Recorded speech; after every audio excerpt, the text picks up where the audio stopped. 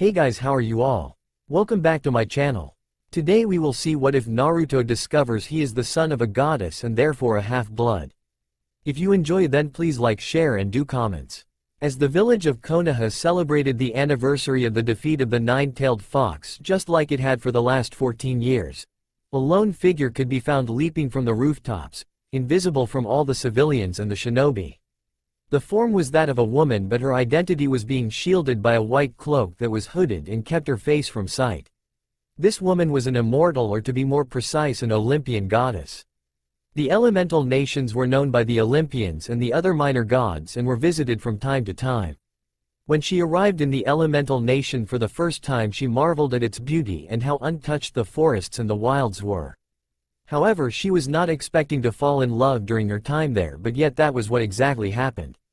His name was Minato Namikaze. The moment she saw him, she felt drawn to him. It was not because he was the Hokage of the village or that he was the strongest in the village, but because he was just so different to most men that she met. Most men she met were pigs in her eyes, only caring about their pride, their power, their wealth, themselves in general. But yet there was this man who was the complete opposite. He was warm, kind, respected everyone around him and even his enemies.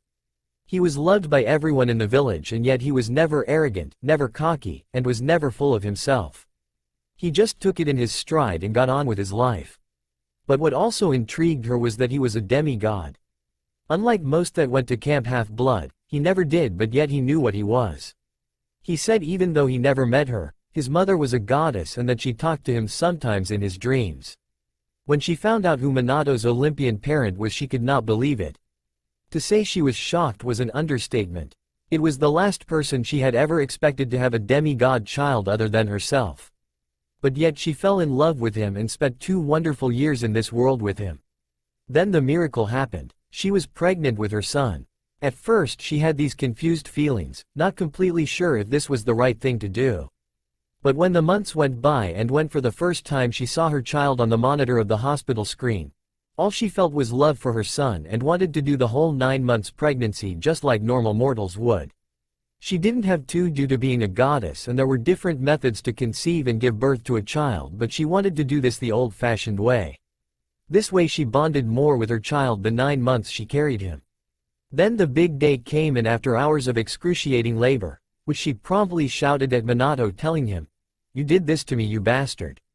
But then finally her son was born, and right then and there she had never been happier than holding her son in her arms. When her son opened his eyes, they were sapphire blue just like his father, but she could see a twinkle of silver just like hers. Her heart melted and her son quickly took an unmovable place in her immortal heart. But the happiness was quick to end. On the very same night, the village was attacked by the 9-tailed demon fox, and the worst had happened. The man she loved gave his life to protect the village he cared about and was left with no choice but to seal the beast into their son. She was weak from just giving birth and was stuck to staying in bed. That night she silently cried as she rocked her son to sleep, failing at keeping her tears at bay. The afterlife was different in this world, and his spirit would not go to the underworld like those in her world did. Instead, his spirit would go to their world's afterlife, a place she could never visit.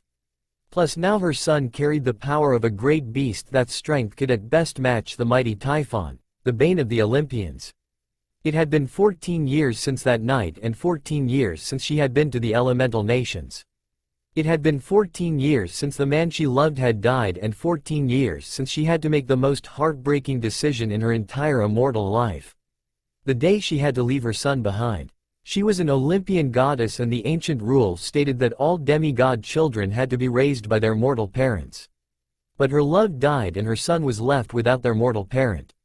She wanted to take him with her, but her father, the king of the Olympians, Zeus, the only one other than her who knew of her son's existence, forced her to return to her world. Before she left, she was given one last hour with her son, something she was grateful for. She spent that hour with her little boy and safely hugged him into her chest as she gently rocked him to sleep and sang him a lullaby.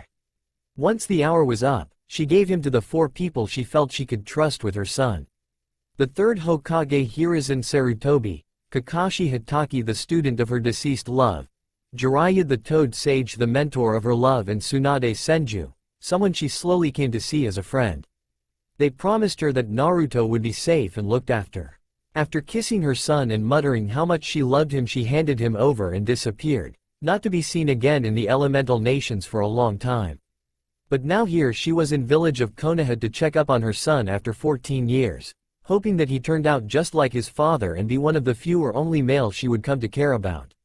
She jumped and ran with such grace and elegance as she leapt across the rooftops and was not making so much as a sound as her foot would land before immediately taking off again. She glanced over into the distance to see a giant parade of sort taking place with the majority of the village looking to attend.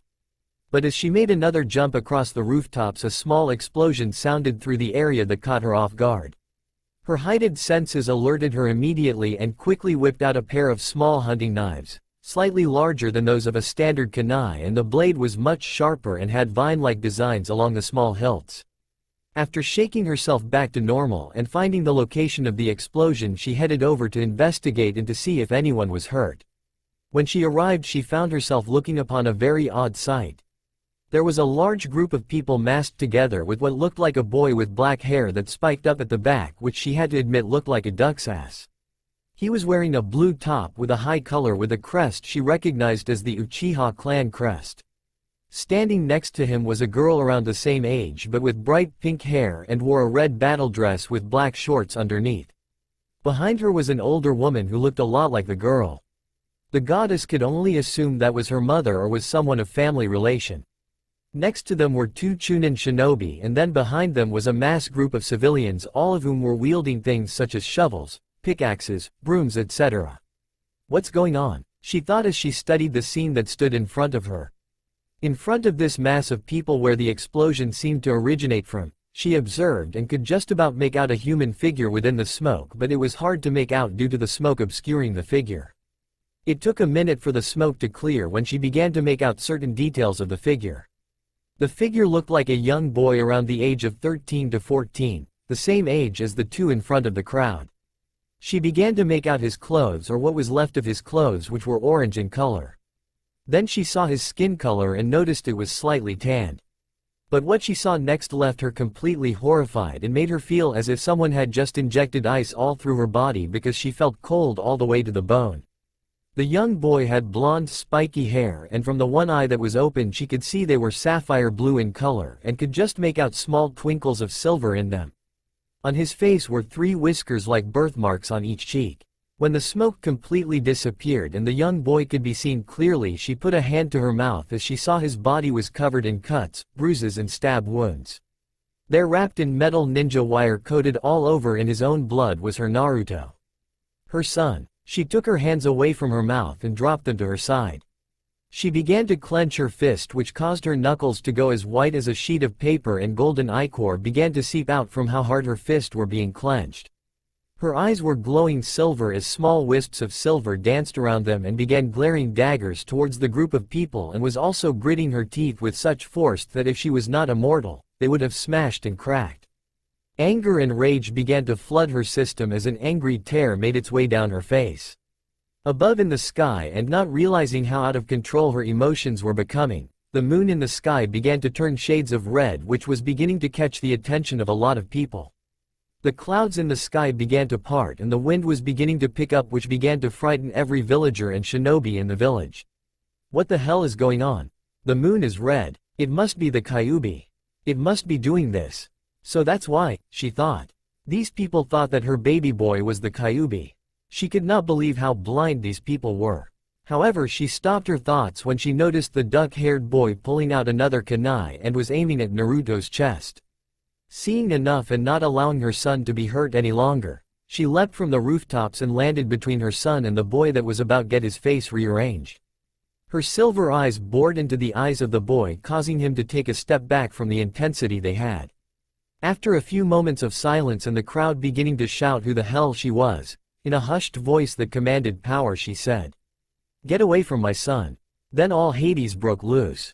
With Naruto moments earlier. "Have a good night, Naruto," Tucci shouted as Naruto jumped off his stool at the Ichiraku's Ramon bar and began to walk down the streets of Konoha at a quickened pace. The day was October 10th, the day the 4th Hokage defeated the great nine-tailed fox, and currently the big festival to commemorate the day was in full swing.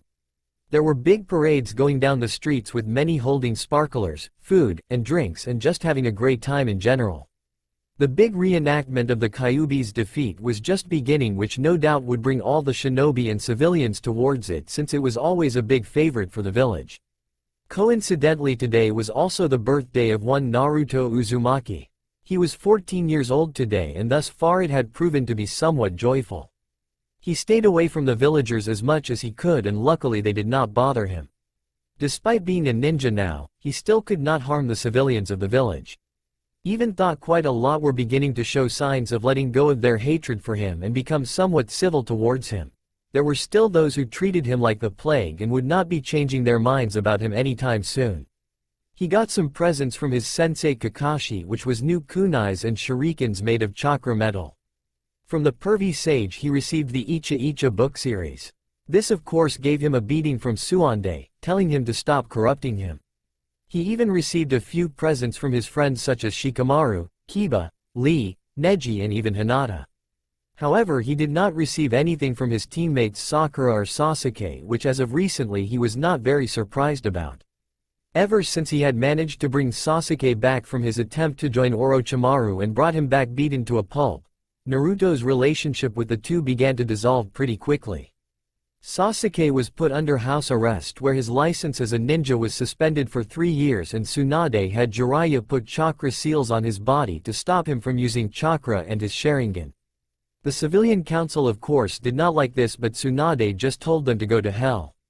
This prompted the boy to completely blame Naruto, saying Naruto was taking away his goal of getting revenge on his brother and that he was hindering his true power. He swore that he would make Naruto pay greatly. With Sakura, she just followed Sasuke like a loyal little puppy. Just when people thought she was beginning to get out of the fangirl phase, she began to sink even lower. Even Ino, who had got out of the fangirl phase, would look at her with slight disgust. The way she was acting not only prompted Tsunade to now only teach Ino how to use medical ninjutsu, but it caused Naruto's crush on the girl to pretty much dissolve. "It's nice out tonight," Naruto said to himself as he got closer to his rundown apartment in the more shady area of the village. There was no one around, so the area was pretty much barren. Everyone was at the festival, congregated into one part of the village which left everywhere else silent and unpopulated. As he walked down the empty streets, Naruto looked up at the sky to see it was another clear night and the stars and the moon was shining brightly down from the night sky.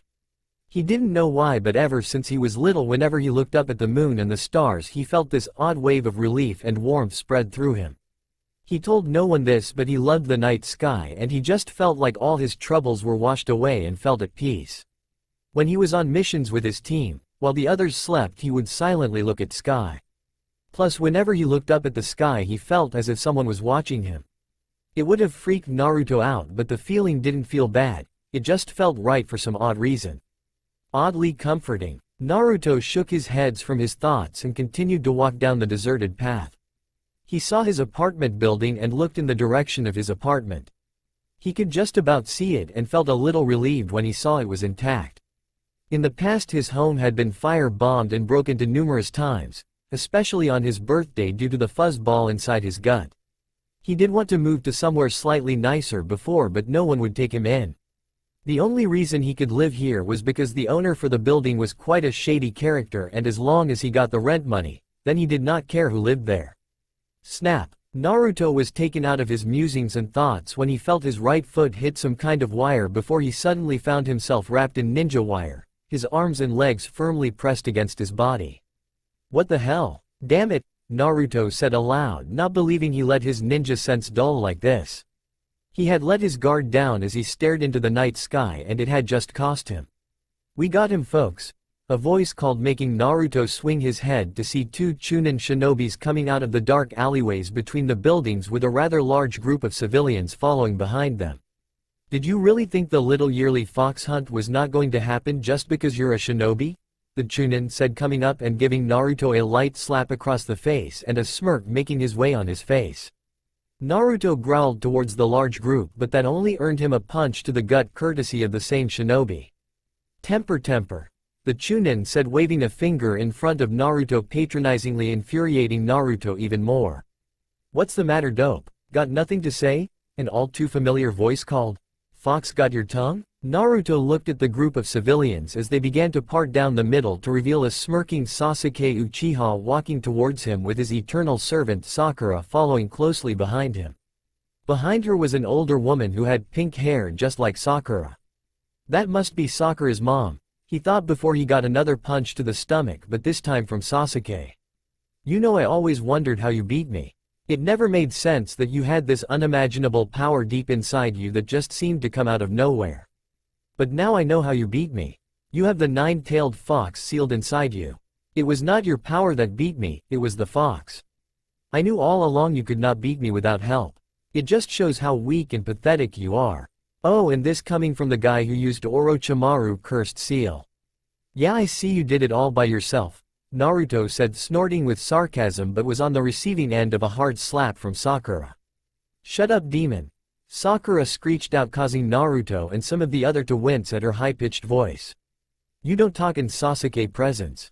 You're nothing but dirt underneath his feet," she said with many nodding in agreement. "You do realize that what you're doing is treason. I'm a shinobi of this village. You think we care dead last?" Sasuke said, snorting. "Once I'm through with you, I'm leaving this pathetic village and heading straight for Orochimaru. I already have my guides with me," he said, getting a look of confusion for Naruto. The two Chunin with the mob smirked and pulled their shirts down slightly from their necks to reveal similar curse marks to the one Sasuke has on him, glowing slightly from the power that was within each of them. "You work for Orochimaru," Naruto said, glaring at the two, but felt a pain in his shoulder and saw a kunai had been thrown by one of the Chunins and was now lodged in him. Naruto gritted his teeth, trying to let the pain get to him. "We must admit your village's security has become very poor, but then again, by the looks of things, we are doing the village a public service by getting rid of you once and for all," the second Chunin said as the crowd behind them began cheering and swinging their weapons around in the air. "Bastards," Naruto muttered as he struggled against the ninja wire but found that he could not move a muscle. "When will you see that you will never be accepted in Konoha? You are better off dead. It no wonders your parents abandoned you.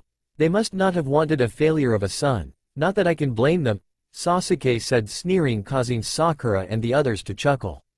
"Shut your damn mouth. My parents did not abandon me," Naruto shouted, trying to keep his anger at bay. "Oh, then where are they?" Sakura said, feigning surprise and looking all around her. Naruto gritted his teeth again, trying to think of a good comeback, but was struggling to think properly with the ninja wire pushing against his skin and the kunai still embedded in his shoulder. "Come on everyone, let's finish what the fourth started," Sakura's mom shouted as everyone began to cheer and Sasuke and Sakura's smirks got wider. The crowd then got closer to Naruto and Naruto shut his eye for the inevitable. For the next 5 minutes Naruto could only hang there and take the abuse and punishment as he was kicked, punched, stabbed, slashed, slapped and more. He could feel every single hit, and the stabbing would send a fire-like pain going through his body. When the crowd took a step back, Naruto was a bloody mess with many gashes all over his body and purple and black bruises already beginning to form where he had been hit. "Now for the finale," the Chunin said as Sasuke walked up and placed an exploding tag on Naruto. He then stepped back and nodded at the Chunin next to him. Said Chunin smirked before he made a hand sigh with his hands. As soon as he did, the tag exploded, causing a small explosion to go off and Naruto to be engulfed in smoke. Everyone began smiling as they thought they finally killed the demon, but frowned when after a few minutes the smoke began to die down and saw that Naruto was somehow still alive. The fire from the tag should have killed him, but somehow he was still alive. But by the looks of it, it was barely. It was when Naruto's form was completely out of the smoke that everything around them began to crazy. The moon in the sky began to glow brightly with a reddish tint in it, startling everyone who looked at it. The wind began to pick up and the clouds in the sky began to part away from the village. "It must be the Kyuubi. It must be doing this," one of the members of the crowd shouted as Sasuke reached into one of his pockets and pulled out a kunai. "With this I will be one step closer to my goal," he thought before he charged at Naruto. The kunai in his hand was held tight and aimed directly at the beaten blonde's heart. But that's when it happened. Out of nowhere a hooded figure appeared in front of Sasuke and caught the kunai with ease. The hooded figure was a woman from what they could tell, and small strands of hazel brown hair fell out of the cloak. However, what startled everyone was the intense glowing silver eyes that sent shivers down their spine. Naruto, who was barely conscious, managed to lift his head high enough to see the figure and stayed awake long enough to hear the hooded woman say, "Get away from my son." Present. Hearing the 5 words come out of her mouth, everyone in the crowd began to shout and curse the woman in front of them. Sasuke tried to get out of her grip, but it was too strong. Her glare intensified on him before she knocked the kunai out of his hands and backhanded him into a wall. "Sasuke!" Sakura shouted as she ran over to the boy, but was instead on the receiving end of a hard kick to the stomach that sent her crashing through a window. "Pathetic," the goddess muttered, thinking at what a disappointment Sakura was to women everywhere for being so blindly obsessed with a disgusting boy who cared about nothing but himself. "Who the hell do you think you are? Don't you know who I am?" Sasuke shouted, but then regretted it when he found 2 small blades now lodged in his shoulders and pinned him against the wall. He then felt a strong punch to the gut, causing him to vomit the contents in his stomach before the world went black and then blacked out. "Now for you too," she said as she glared at the 2 chunin who stood their ground, and the 2 curse marks on their necks began to glow orange and black markings began to spread. "You won't survive fighting us, lady. How about you give up and just give yourself to us? We promise to be nice and gentle," they said, licking their lips and causing the goddess to look at the 2 in disgust. "Here's my answer," she said, and as quick as lightning a bow found its way into her hands and she fired 2 arrows directly at the 2 chunins. The arrows were so quick that neither one of the chunins saw it coming before the arrows hit them dead center of their chests and piercing their heart. The 2 were dead in seconds and dropped to the ground like flies, and the arrows in their chest disappeared into silvery wisps. She looked at the dead chunin before setting her sights on the crowd in front of her, who were too stunned to speak, and many were trying not to wet themselves. "Get lost," she muttered with so much ice in her voice that Konoha's resident ice queen Kurenai Yuhi would have wet herself. Not needing to be told twice, the group scrambled together before they ran off and disappeared, not ever caring about taking Sasuke or Sakura with them, who were still out cold. As soon as they disappeared, she quickly made her bow disappear before getting out a hunting knife and ran towards her son and began cutting the ninja wire. It only took a couple of seconds, since celestial bronze was one of the strongest metals around and could cut through almost anything. When the ninja wire came off Naruto's beaten body, he began to fall to the earth before the goddess caught him and lowered his body down softly to the ground and placed his head in her lap. She looked him over, seeing all the damage on his body along with old scars that made ice once again flow through her body and tears cascade down her cheeks. "My baby, I'm so sorry. This should have never had to happen to you. I should have taken you with me like I wanted. Damn you, father, and damn the ancient rules," she said. She then put a small bag that carried big pieces of ambrosia. She cut them into small squares and gently put them in Naruto's mouth, helping him to swallow it since he was unkunasu and hurt. She then pulled out a small vial of nectar and allowed a few drops to drip into Naruto's mouth. Once she felt he had enough, she capped the vial and put it away. She looked over his body and already began to see Naruto's body beginning to mend itself. However, when she looked closely, she could also make out a small reddish glow coming from the wounds. So the Kyuubi heals his wounds quicker. At least there is one positive to having the beast sealed inside of him. As the nectar and ambrosia was doing its job, she felt the presence of a large group heading towards her. She recognizes a few of the signatures and scowled slightly. After a minute, squads of Anbu landed behind her some distance away, with Tsuande, Jiraiya and Kakashi standing there.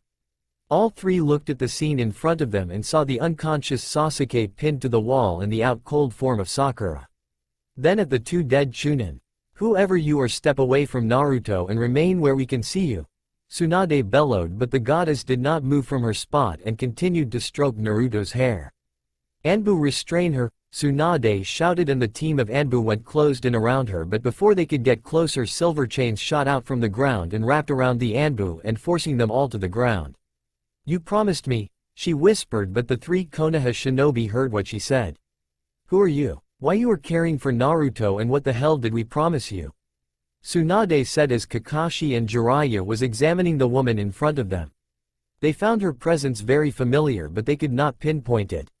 "You promised me you would look after him. You promised you would care for him, and yet I find him beaten near death, and by the looks of it, this is not the first time it happened." "Who are?" Tsunade never finished the sentence since the goddess's head turned around to face them and all three saw her silver eyes glowing with wisps around them dancing like firelight. All three shinobi went as pale as a sheet of paper and had a cold chill run up their spine. My lady, Kakashi managed to stutter out before he, Jiraiya and Tsunade got on their knees and bowed. What an honor it is to see you again. How may we? Be silent, she shouted with an aura of command, leaving the three wincing. Why did you not keep your promise? I thought that I could trust you. The three shinobi were shivering slightly, the power she was letting out was insane. It was Jiraiya who managed to gain the confidence to speak up first. My lady, we can explain. I could not care for him when I had my spy network to look after and keep updated. It was for the good of the village. Sensei was taking good care of him from what I understood. My lady, I lost so many people close to me here and Minato was one of them. I could not bear being around here anymore. I would not have been a good carer for him anyway with my drinking and gambling, Tsunade said, trying to convince the mighty immortal in front of her. Minato-sensei was the closest thing I had to a father and Naruto looked so much like him I could not be around him. It brought back to many painful memories, Kakashi said, trying to tell her his story, but he knew from the look of her face it was not going to work. The three gave their excuses, but the goddess was not having any of it. Excuses? Those are nothing but excuses. Start telling me what his life was like. I want to know if he was seen as a hero like Minato wanted him to be seen as, she said, but she saw the three gulp and look each other. She knew that was not a good sign. So for the next 10 minutes the three explained what Naruto life had been like despite neither wanting to. As she heard how her son was treated and seen throughout the village, her temper was beginning to flare again, so much that it was affecting the weather and the moon again. Though she was happy that her son had managed to somehow stay sane and positive. He managed to find those that cared about him and his personality was a lot like his father, which she was grateful for. He was fierce when protecting his friends. Not only that, he always seemed to treat girls with respect, something she felt great pride over that her son inherited that trait from her. Well, almost all girls except for Tsunade, that is, which made her inwardly chuckle. Once the three finished explaining, it was just silent. The goddess turned back around and kneeled before her son again, stroking the whisker-like marks on his cheek, which made him giggle slightly in his sleep. The nectar and ambrosia was still healing him, but it looked like most of it was nearly complete. So of the four that I trusted, it was only Hiruzen that actually did as I asked. My lady, once again we couldn't ACKK. Jiraiya stopped mid-sentence when she suddenly appeared in front of him and had started choking him with one hand. The Slient, you pig-headed man. I should have this village leveled to the ground for the things they have done to him, she roared, putting the fear into the three before she calmed herself. But Minato would not want that since he cared for this village. However, I see now that Naruto being in this world was a mistake. Therefore I will be taking my son back to his real home on Earth. In the world of the Olympians. Tsunade, Kakashi and Jiraiya shot up from their positions on the ground to protest, but one look from the goddess shut them all up immediately. But he is needed here. I have taken him on as my student and have just begun training him, Jiraiya said, but she was not having any of it. I care very little what you want, man. I have made the mistake of leaving him here once before. I will not make that mistake a second time, she said before put her hand on Naruto's chest and a bright light engulfed them. Please wait, Tsunade shouted, but it fell on deaf ears as the goddess and Naruto shot into the air in a bright silver light before they completely disappeared into the darkness. The three shinobi fell to their knees knowing that they did not keep their promise to her and would now pay the price. All three only had one thing on their mind. We screwed up big time. Next day, New York City. Naruto groaned while his eyes began to flutter open and he found himself staring at a ceiling that he did not recognize. Normally it would be white ceiling that belonged to a hospital, but yet it wasn't. He knew he was not in his apartment because the bed he was in was way too comfy to be the one in his apartment. Groggily and shakily he sat up and looked around. He looked around and did not recognize the place he was in. It was a nice room with a set of drawers and cupboard sat against the wall that was made of oak. There was a TV on a nightstand in front of him and a balcony terrace next to the window. As he sat there he began to piece back together what had happened the night before. He was tied up in ninja wire and Sasuke, Sakura, some of Orochimaru goons and some villagers decided to beat him since they saw him as a freak of nature. Then he remembered Sasuke about to deliver a final blow before a hooded figure appeared in front of him. Naruto's eyes widened when he remembered the words the figure said before he passed out. "Get away from my son. Mom," he whispered as he whipped his head all around the room, but there was no sign of her, which caused his head to droop. However, he caught the sight of letter that was on top of the set of drawers, and Naruto groggily stood up and walked over. He unraveled the letter and began to read what it said. "Dear Naruto, I'm sorry that I could not stay with you until you woke up, but I'm afraid you cannot see me until the time is right. First, let me tell you that I am your mother. I'm sorry that I could not be with you while you grew up, but our family has certain rules in place that forbid us from raising our children. You will soon come to understand why. Since you do not know who your father is, allow me to tell you. Your father's name was Minato Namikaze, the fourth Hokage of the Hidden Leaf Village and the love of my life. He loved you with all his heart despite only ever being able to hold you in his arms the one time. When he died, it broke my heart, but nothing has ever been more difficult than having to leave you behind. I had asked people that I thought I could trust to watch over you and raise you in my place, but only one of them actually did what I asked. After discovering what your life was like, I took you out of that world and brought you to mine. I know it may be difficult to adjust, but you will come to love your new home, and I know you will make friends very soon. I have enrolled you in the boarding school called Yancy Academy since you are still required to go to school in this world. In the drawers you will find clothes I have picked up for you, the world's currency, some history books so you can learn about this world, and a map of the city you are currently in. Also, I have left a few jutsus that I have kept with me since from what I have been told you are currently practicing your wind element. But I must ask you, don't use your shinobi powers out in the open. This world is a lot different to the elemental nations, and therefore everyone is just a normal civilian that don't know about other worlds and special powers. My son, I know this is a lot to take in, and I know you have questions, but all I ask is that you be patient and all will be revealed in time. I love you with all my heart, my baby boy, and I will be watching over you always. Love, your mother. P.S. Read up on Greek mythology. I guarantee it will come in handy in the future." Naruto slowly put down the letter as some tears made their way down his cheek. They were not tears of pain but of joy. Joy knowing that his mother did not abandon him like many said she did, and that she did truly love him. He placed the letter down on the top of the drawers and opened one of them and saw the clothes. They were black and dark green with bits of silver on them. Pretty good. Might need to find some orange for it later, he thought before he turned his attention to the other contents of the drawers. In a plastic bag were rolls of green paper. He looks at it before figuring out it must have been the currency here. The dollar, huh? Weird name, he said aloud before putting it down and looking at the map. He spread the map out on top of the bed and was amazed at the intricate details. He then saw the giant book that said World History on the front in big bold letter. When he opened the first page, all the letter began to get all jumbled.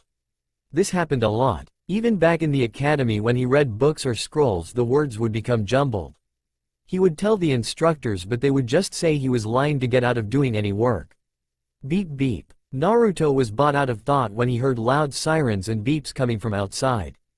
Deciding it was time to see this new world with his own eyes, he opened a pair of sliding doors and walked out onto the terrace. What he saw made his eyes widen like saucers. There were buildings the size of Gamabunta made out of steel and all sorts of metals. Hell, some of them went all the way into the sky. Never in his life had he seen a building built as high as the ones he saw here.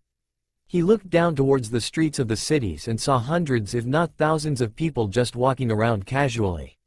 There were metal machines racing around on wheels that confused the hell out of Naruto. "Whoa," was all Naruto could say as he stared at his surroundings. Never in a million years did he imagine things like this. Buildings as tall as the sky and machine that were racing around on roads and the people not caring or minding them at all. It left Naruto's mind completely boggled, but Naruto took a deep breath. Mom would not have brought me here if she didn't think it was the right choice. As much as I will miss the leaf, this is my new home now, and I actually have a parent out here. It will take time, but I can get used to this place. Just one step at a time, he thought. He looked at his surroundings again and smiled. He then puffed out his chest and took in a deep breath before he shouted out, "Look out world, because Naruto Uzumaki has arrived." Naruto stared outside of the school bus window as the bus made its way down the streets of New York, passing the skyscrapers and the people by. His clothing had changed since he arrived to New York. He decided it was time to hang up the orange, but he wore an orange shirt from time to time since he didn't really feel the need to stick out anymore. He was currently wearing black jeans with black Converses, a white shirt with a picture of a wolf on the front, wearing sunglasses with the motto, "I howl for you," at the bottom. Over that he wore a dark green zip-up hooded jacket. 7 months had passed since Naruto had arrived in this new world, and it had taken him a long time to get used to the place. On the first day he was nearly hit by a car 4 times. He had given a waitress a $100 tip, much to his embarrassment and waitress's joy, and pulled out a kunai in the middle of Times Square by accident when a car siren went off, which startled him greatly. After a few weeks of adjusting and learning about this world culture, he headed off to the boarding school that his mom had enrolled him in and quickly moved into one of the dorms.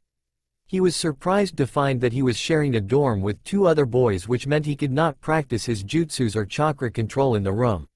So he had to compromise, and at night would make a shadow clone to stay in his bed while he went off for a few hours and train in a deserted forest area. His control over his chakra had significantly gotten better and could now tree walk and water walk like it was second nature. He focused on the leaf cutting exercise and the rock cutting exercise so he could improve on his wind manipulation. He did that very quickly after he discovered the pros to shadow clones. Since then he practiced his wind jutsus that his mom left for him.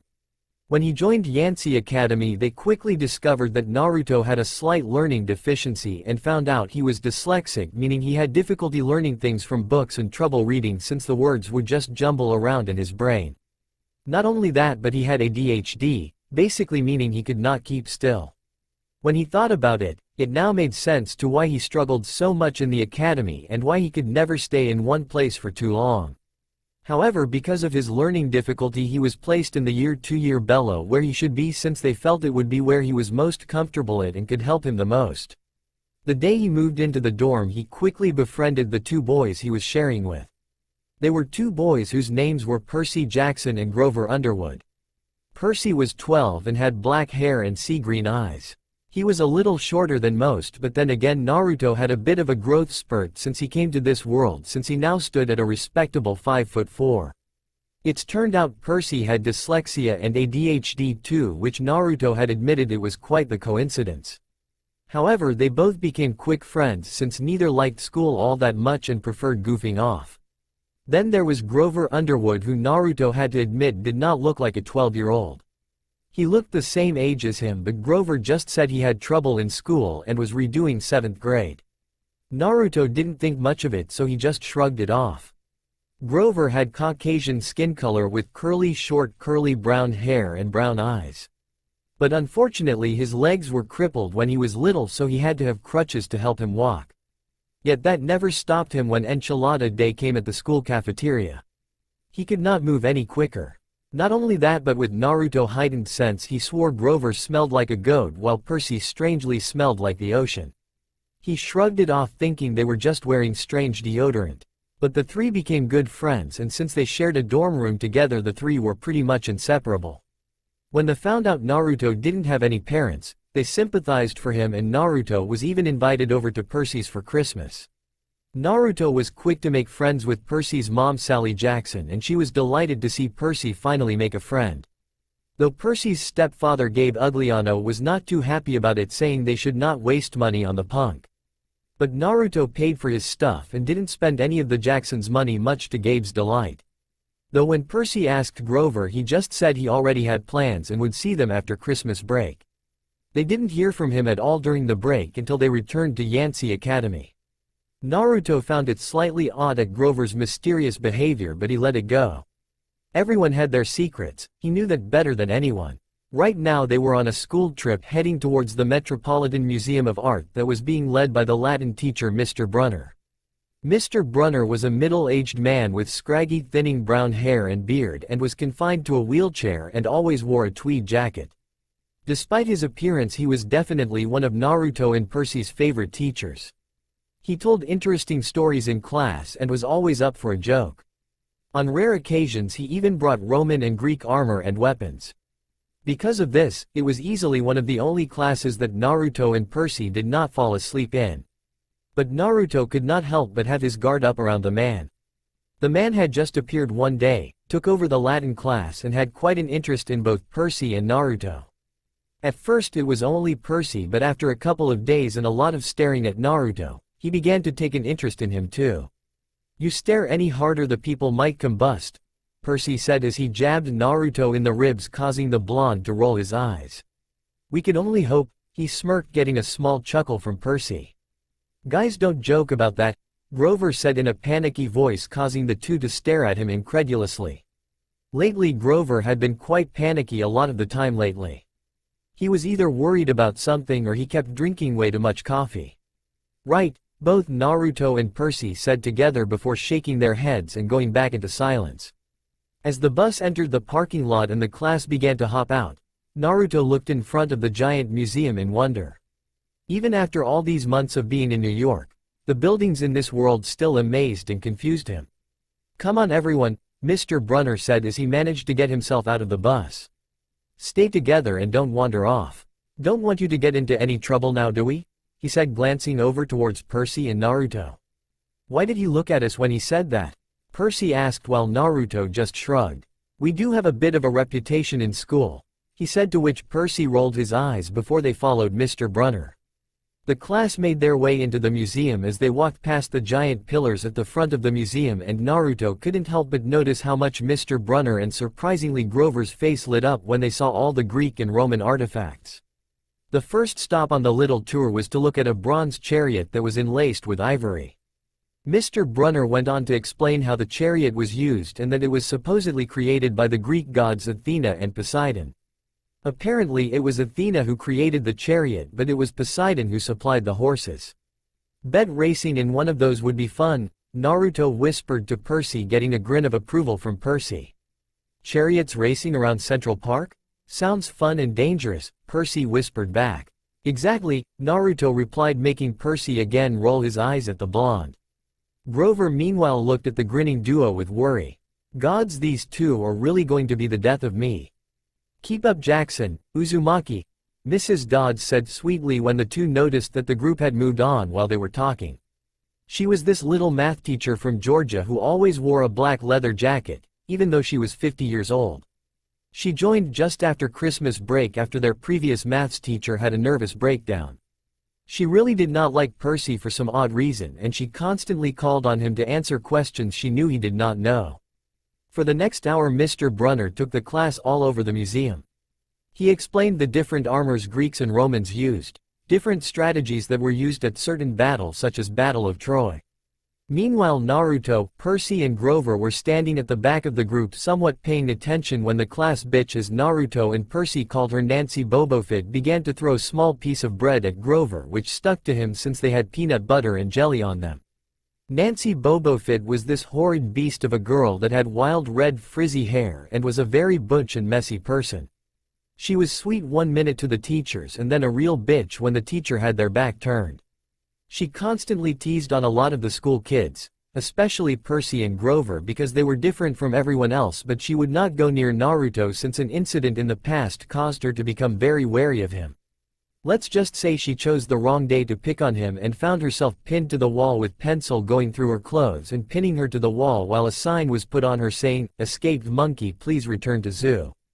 Despite this and Naruto's reputation in school, unfortunately Grover was still the subject of a lot of teasing and bullying due to him being crippled, and it made him an easy target, though it didn't happen as often once Naruto joined Yancy Academy and got involved. All those who tried to bully Grover either got scared off by Naruto and Percy or were subjected to Naruto's pranks that had began making a name for themselves during his time at school. There was one time when a group of kids tripped Grover over and dumped their food on him just because he was a cripple. Neither Naruto nor Percy took too kindly to that. However, the next day that group of boys found them hanging by their underwear on the school flag pole while the American national anthem began playing in the background, causing everyone in the area to roar with laughter. The boys didn't have clue how it happened, but Percy and Grover both suspected Naruto had something to do with it if the menacing grin he gave off was any indication. As the group made their way through the hallways of the museum, both Naruto and Percy were looking at the mosaics and dishes that were against the wall or being held in special class cases so that they couldn't be touched or ruined in any way. They recognized some of them from the stories that Mr. Brunner spoke about in class. There was one with Jason sailing across the ocean in the Argos with the Argonauts. Another was of the Battle of Troy depicting the giant wooden horse the Greeks used to trick the Trojans, which ultimately led to the Trojans' demise. The main one that was there was the biggest of them all and depicted the 12 labors of Hercules. The first one was of Hercules, the demigod son of Zeus fighting against the Nemean lion. It depicted his great and superior strength as he held the Nemean lion up in the air with his hand wrapped around its throat with a giant club in his other hand. They looked over to another one of the labors to see him capturing the golden hind of Artemis. When Naruto saw this, he couldn't help but frown slightly and have a twinge of anger towards it. It just seemed wrong to him for some reason, but he knew from the stories that the hind did escape in the end, yet Hercules still passed the third labor. They scanned through the other labors, which included defeating the Erymanthian boar, capture the Cretan bulls, obtain the girdle of Hippolyta, queen of the Amazons, and the rest. They then got to the final one, which showed Hercules fighting Cerberus and capturing it. But when he looked at it, Naruto only had one thing on his mind. Cerberus would make one badass summoning. The two moved on from their spot and they walked into a giant room at the center of the museum with Mr. Brunner wheeling himself over towards a shrine of sorts. He gathered all of the students around a 13-foot tall stone column with a big sphinx on the top, and started telling everyone how it was a grave marker, a steal, for a girl about their age. Naruto, Grover and Percy somehow found themselves at the front of the class instead of the back where they usually remain, and had to look interested in what Mr. Brunner was saying. Mr. Brunner began to explain what the carvings on the sides meant and actually managed to catch both Naruto and Percy's attention because it was actually kind of interesting, but yet everyone else around them was talking and having their own conversations. Yet when Percy or Naruto told them to shut their traps, they got the evil eye from Mrs. Dods. However, when Nancy Bobofit snickered about some of the statues being naked, Percy had enough and shouted at her to shut the hell up. Of course, this caught everyone's attention as well as Mr. Brunner's. "Mr. Jackson, do you have something you wish to say?" Mr. Brunner asked, clasping his two hands together. "No sir," Percy mumbled out while the other began to snicker at him but quickly shut up when Naruto gave them his own evil eye. "Well then perhaps you can tell me what is happening in the picture," he said, motioning over to a picture on the stele that showed a man sitting on a throne with child in his hands and his mouth wide open. Percy said, starting off before getting a bit of confidence once he recognized the pictures. "That's Kronos eating his kids." "Yes," Mr. Brunner said, obviously not satisfied. "And he did this because..." "Well," Naruto heard Percy say as his friend racked his brains to figure it out. "Kronos was the king god and..." "God?" Mr. Brunner said, frowning before Percy quickly corrected himself. "Titan," he said, quickly correcting himself. He didn't trust his kids, who were the gods. "So, Kronos ate them, right? But his wife hid baby Zeus, and gave Kronos a rock to eat instead. Then when Zeus grew up, he tricked his dad, Kronos, into barfing up his brothers and sisters." "Ew," said all the girls behind them, causing Naruto, Percy, Grover and Mr. Brunner to roll their eyes. "Then there was big fight and the gods won," Percy continued and finished the answer, getting a nod of approval from Mr. Brunner. "That's correct," he said. "Then the world became ruled by the 12 Olympians gods, with the most powerful being the three brothers Zeus, Poseidon and Hades," he said, pointing towards three small figures. "Ever since they overthrew their father, they have been rivals ever since." Quote, "On many occasions the gods came down to earth, and how should I put this?" he said in thought before Naruto spoke up. "Hooked up because they couldn't keep it in their pants," he said, getting a round of laughter from everyone, even Mrs. Dods and Mr. Brunner. "That is correct, Mr. Uzumaki. Can you tell me the correct term for these children?" he asked Naruto. Naruto thought for a second, knowing he read about this, as he racked his brains to find the answer. "They were called demi-gods, right? Part mortal and part god," Naruto said, getting a nod from Mr. Brunner. "Can you perhaps name me some demigod heroes?" Mr. Brunner asked, directing the question towards Naruto again. Hercules and Perseus was ones, right? They were both sons of Zeus," he said, getting a nod of approval from Mr. Brunner. "Plus there was Theseus, who was a son of Poseidon." "That's correct, very good, Mr. Uzumaki. Good to see you were paying attention in class." However, they heard snickers coming from the class behind them and Nancy Bobofit saying, "Like we're going to use this in real life." Like it's going to say on our job applications, please explain why Kronos ate his kids or name a demigod. And why Mr. Uzumaki, Brunner said, to paraphrase Mrs. Bobofit's excellent question, does this matter in real life? Naruto thought for a moment. It was an interesting question Mr. Brunner had thrown at them, but one he was completely unprepared for. So he just shrugged. I'm sorry sir, but I really don't know. Mr. Jackson, how about you? He asked, but he got the same answer from Percy. I see. Mr. Brunner looked disappointed. Well, half credit to both Mr. Jackson and Mr. Uzumaki. On that note, it's time for lunch. Mrs. Dods, would you lead us back outside? Said teacher nodded as the group ushered outside and began to walk back down the hallway. The group passed the other artifacts and Naruto looked around at any that he missed. Naruto quickly noticed Percy was not next to him but quickly saw him talking to Mr. Brunner. Naruto shrugged it off and continued to walk. As they got halfway down the hallway, there was a small split in the side of one of the walls that led into another room. Curiosity getting the better of him, he walked in and looked at what was there. When he entered, he stopped and marveled at the sight of a well-preserved Greek statue that was stood in the center of the room. The statue was of a woman who wore a dress that stopped just above the knees and was barefoot, and her hair was in a sort of bun. She carried a bow in one hand and an arrow in another. Then at her side was a wolf. When looking at her features, Naruto had to admit she was very beautiful but was not quite sure who it was. He looked around and spotted a small plaque in front of it but couldn't make out the words thanks to his dyslexia. Artemis, a voice called out, making Naruto turn around and sees Mr. Brunner wheeling himself into the room. Goddess of the hunt, moon, childbirth, wild animals and chastity. Hey, sorry for getting separated from the group. I wanted to see what was in here, and when I saw the statue I couldn't help but feel a little drawn to it. Mr. Brunner looked at Naruto as if he was trying to figure him out before he shook his head and a small smile graced his face. That's okay, my boy. It is good to see a young man like yourself interested in history. Odd combination, isn't it, thought? To be the goddess of childbirth yet also the goddess of virginity. It kind of contradicts itself, don't you think? Many have thought that, but it's best not to argue with the titles of a goddess. Fair enough. She took an oath, right? To never have or be in a relationship with a man because of some guy called Orion who was killed and he was like her boyfriend or something. Something like that. Some say she mistook him for an animal when hunting one day, others say she was tricked into shooting him by her brother Apollo. Meanwhile, others say she never loved him to begin with. The only one who could answer that is Artemis herself. Naruto chuckled slightly. You talk as if she is real, he said before Mr. Brunner turned his wheelchair around. Come, let's go for lunch. We don't want to keep everyone waiting, he said. Naruto nodded and followed after. It was only until later that Naruto realized Mr. Brunner never answered his question. During lunch, the class was gathered on the steps of the museum as they watched the traffic on both the roads and the walkways, as most were out from work and heading out for lunch. Up in the sky it looked like a nasty storm was brewing since dark clouds were heading over the city.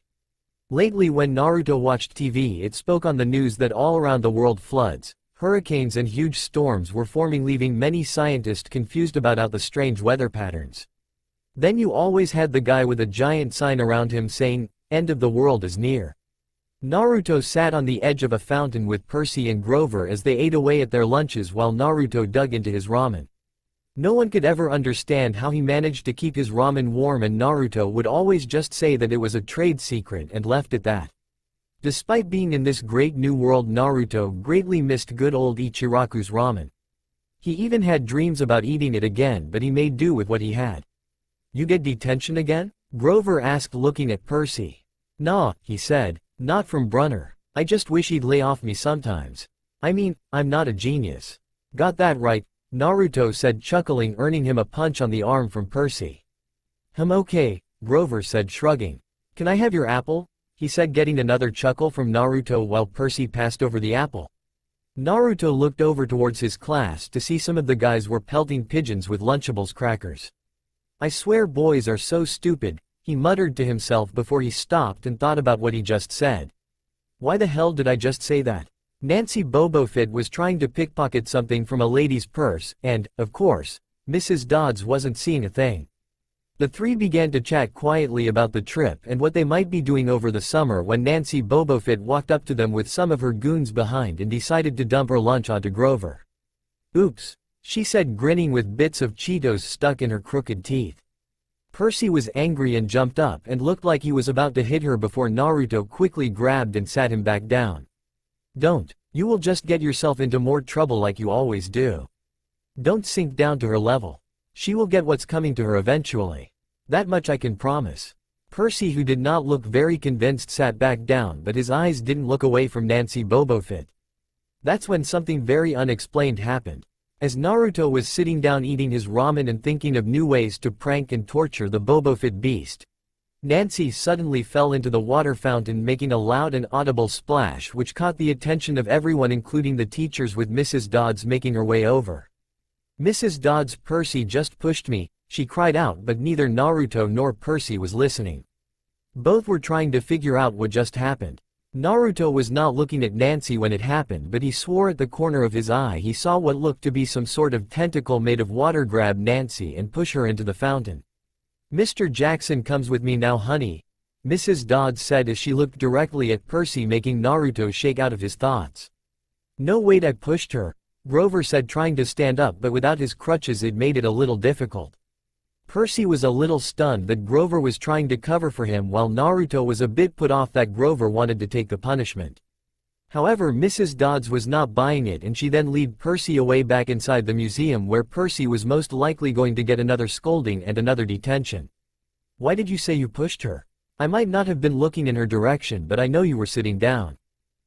Grover said, trying to think of something which amused Naruto at the constipated look Grover got when he tried to think of a suitable liar excuse. Grover really was an awful liar. "Oh fine, don't tell me," Naruto said in a huff before standing up. "I'm going to the bathroom," he said, heading back into the museum. "No wait," Grover said, but Naruto was already inside the building. "Damn it," Grover said as he looked over to Mr. Brunner, trying to get his attention.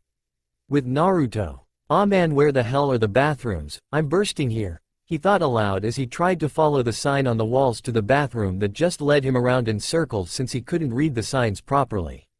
"This is getting ridiculous. Damn dyslexia," he said before he heard a scream come from one of the room to his left. That sounded like Percy. "I recognize that girly scream anywhere," Naruto said before he began to sprint towards the room where the scream originated from. "Percy, where are you?" he called out and noticed that no one else was around. "That's odd," he thought before he ran into the fall where he heard Percy scream. "Naruto, run!" Percy suddenly said, appearing in front of him from round a corner and running towards him. "Percy, what the hell are you? Where is it?"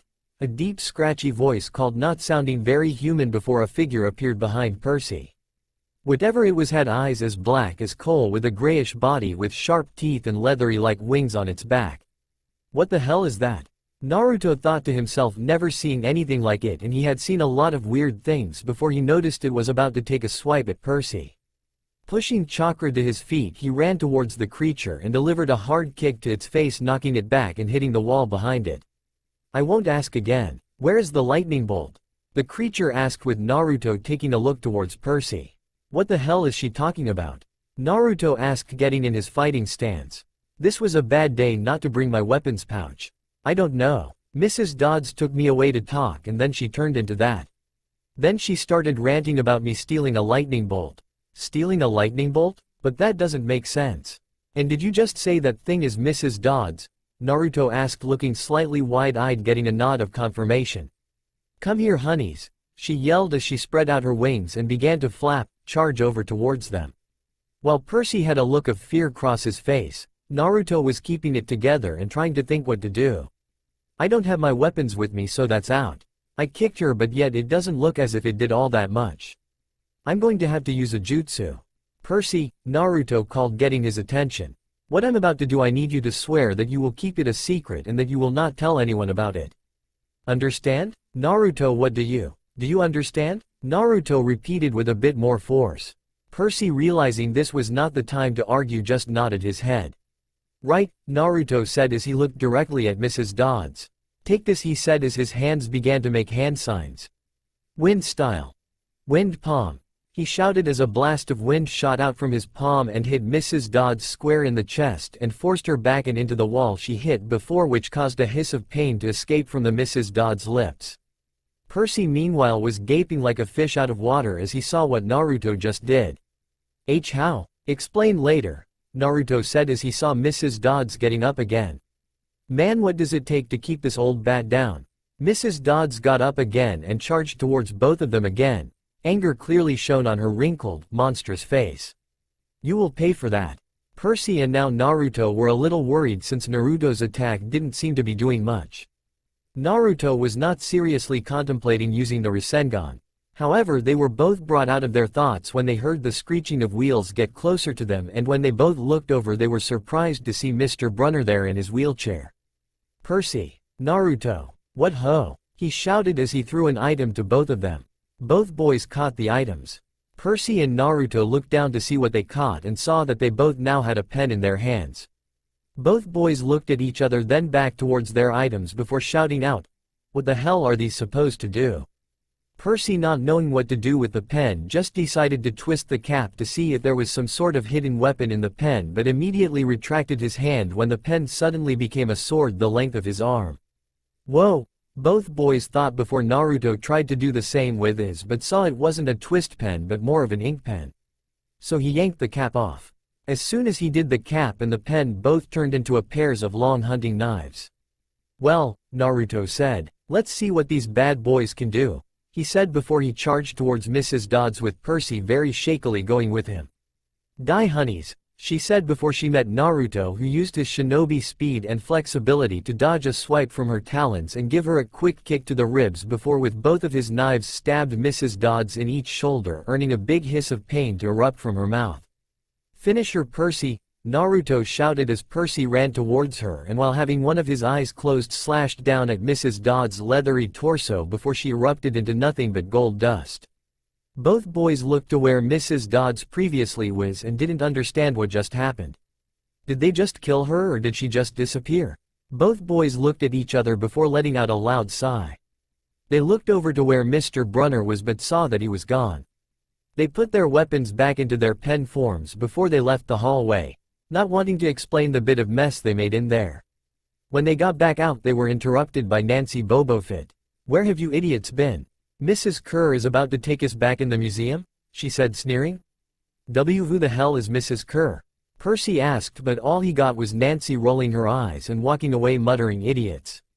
Both boys even noticed her previously wet clothes had now somehow dried themselves. Confused, they then walked over to Grover and he gave them the same answer, but he was stuttering slightly so they knew he was lying. So instead they turned their attention to Mr. Brunner. He looked up, a little distracted. That would be my 2 pens. Please bring your own writing utensil in the future, Mr. Jackson, Mr. Uzumaki, he said. Okay. Both boys muttered looking at each other before handing them over and Mr. Brunner putting them into his front pocket. Sir, Percy said. Where's Mrs. Dodds?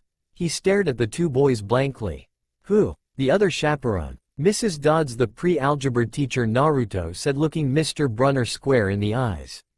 Naruto saw a tiny show of deception, but it quickly went away as if it was never there before Mr. Brunner let a frown appear on his face and sat forward, looking slightly concerned. Percy, Naruto, there is no Mrs. Dodds on this trip. As far as I know, there has never been a Mrs. Dodds at Yancy Academy. Are you both feeling all right? Say what? Both boys said together, not quite believing what they just heard. You boys may have just got Mrs. Kerr's name mixed up with someone else, perhaps an old teacher from a previous school. Don't worry about it, boys, Mr. Brunner said before wheeling off. Come, it's time to get back into the museum. As he wheeled away, both Percy and Naruto stood there with dumbstruck looks on their face, with only one thing coming to mind with everything that just happened. What the hell? It was weeks after the big incident with Mrs. Dodds turning into some kind of flying monster, and still everyone had denied the existence of Mrs. Dodds. Naruto and Percy spent days after the trip going from student to student trying to see if they knew anything about Mrs. Dodds, but they would always look at them both as if they had gone insane. All said there had never been a Mrs. Dodds at Yancy Academy and that Mrs. Kerr has always been the maths teacher ever since winter break ended. However, there was one person who could not completely convince them and let them realize something was up. Grover had always been a bad liar. When he lied he stuttered, his brow began to get a little sweaty and he always tried to avoid people's gazes.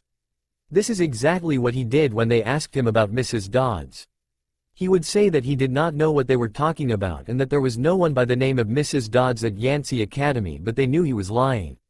Although Naruto managed to keep on track in school and keep a somewhat decent grade of AC since he was able to handle pressure better than most and had his clones to help him, Percy was struggling, which was clearly evident since his grades went from a D's to F's. The next problem Naruto had was explaining to Percy how he made that wind attack. He had tried to think of some sort of excuse, but Percy knew he saw it come from his hand and the weird hand signs he did and words he said with it. In the end, Naruto sighed to himself and explained. At first, of course, Percy was skeptical, saying it had to be a lie, that there could not be things like ninjas or another world out there. But once Naruto did his shadow clone jutsu and made numerous copies of himself, he quickly took it back. It left Percy gobsmacked, and from then on he believed him. To say Percy was shocked was an understatement. For days he would just stare at Naruto as if he was Superman before Naruto quickly swatted him on the back of the head and told him to stop staring. He did eventually, but it still left Percy thinking Naruto may have been a superhero in disguise. Right now the two were in their dorm room trying their best to study for the upcoming Latin exam. Grover had gone for a walk, so Naruto was able to use his shadow clones to help study for the upcoming exams. Percy meanwhile was only interested in learning and revising for Latin. He wanted to impress Mr. Brunner and didn't want to fail after Mr. Brunner had shown great interest in him, pushing him to be the best that he can be. This is impossible," Percy groaned as he threw his Guide to Greek Mythology textbook against the wall. "I'm reading and reading, but it's just not sticking. It going in one ear and then out the other. Keep trying, Percy. You'll get it. I mean, we have dyslexia. It's always going to be harder for us than it would be for others." This coming from the guy that can make infinite copies of himself to do his homework for him. Naruto shrugged. "Not my fault, I'm too awesome. The laws of school don't apply to me because the awesomeness coming off me." Percy rolled his eyes before picking up his textbook off the ground.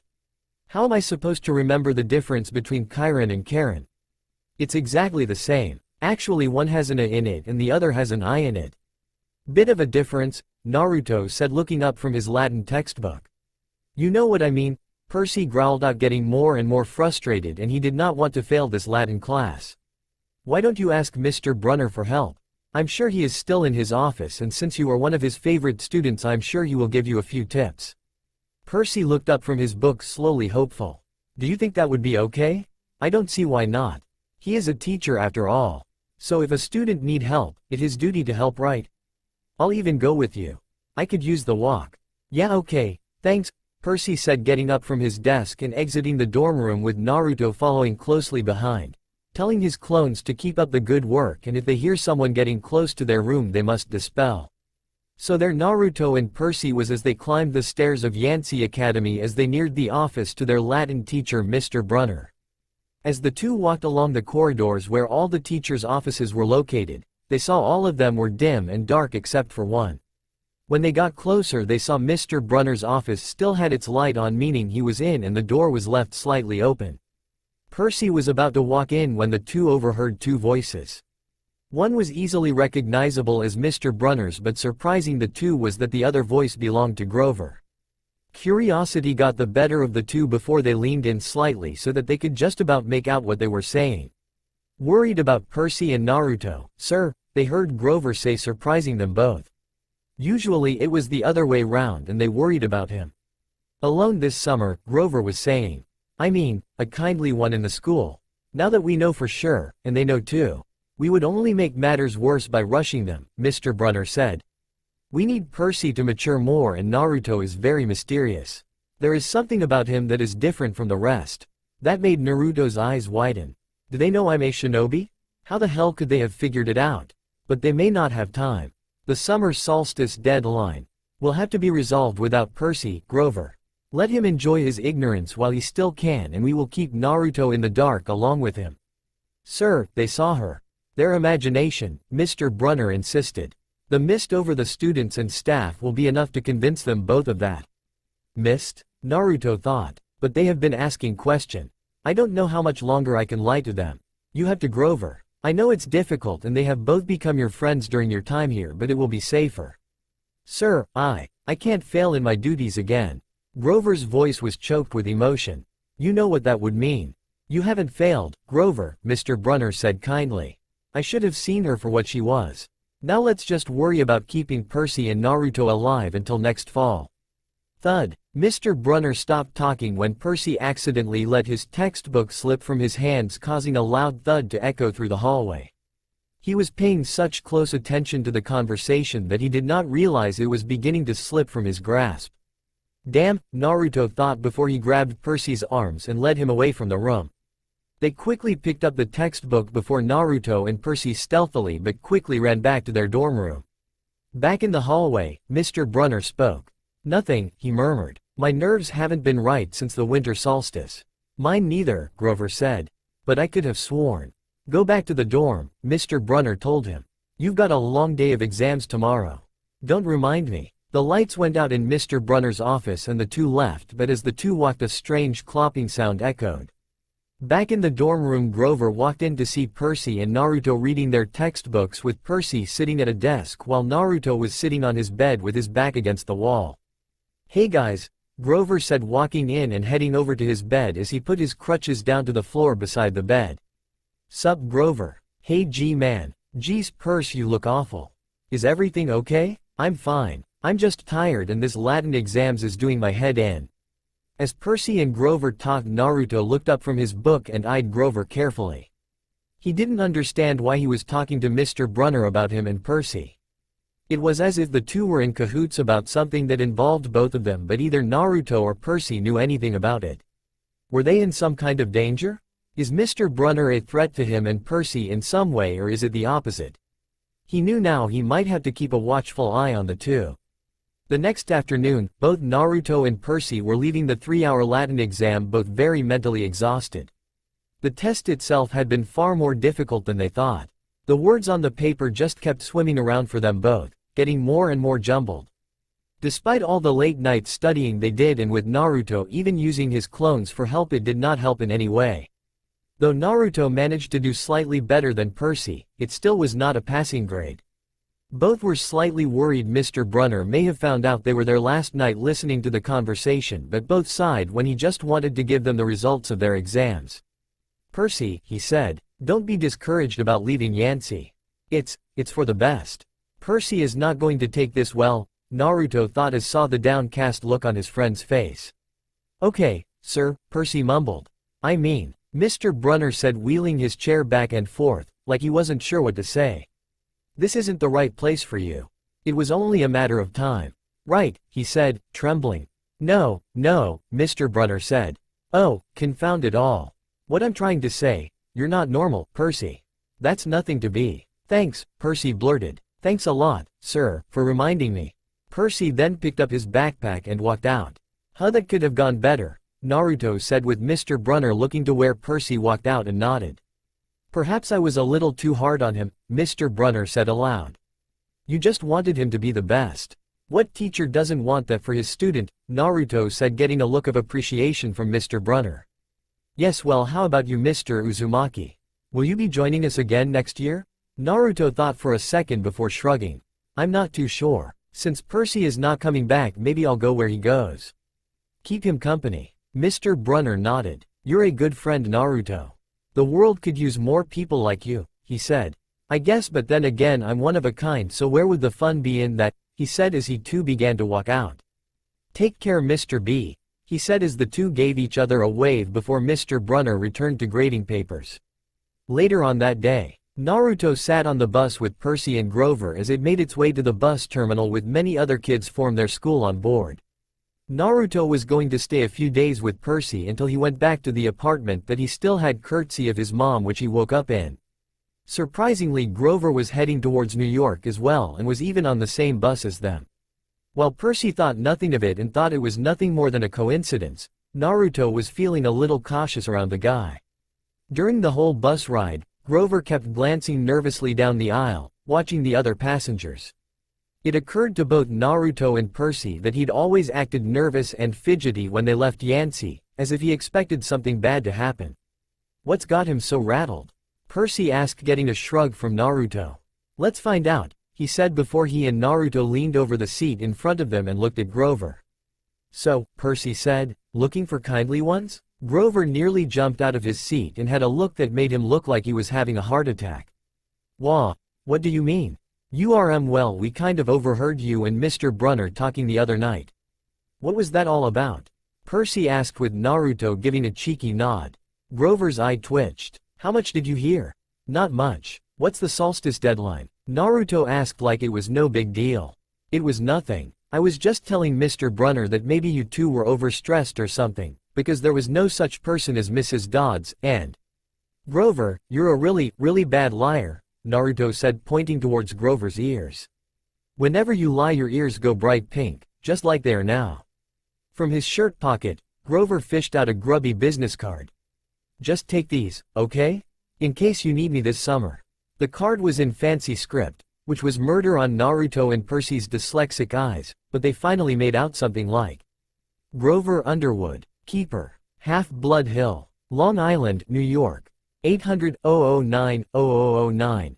Wow, fancy writing, something the Queen of England would have, Naruto comment. Grover, Percy said, what exactly are you trying to protect us from? However, before Grover could answer, there was a huge grinding noise under our feet. Black smoke began to pour out from the dashboard and the whole bus filled with a smell like rotten eggs. Everyone out, the bus driver called out, causing everyone to groan as he pulled over to the side of the road. Well, this is a pain, Naruto said as the trio stepped out onto the road. He looked around to see them on a country road.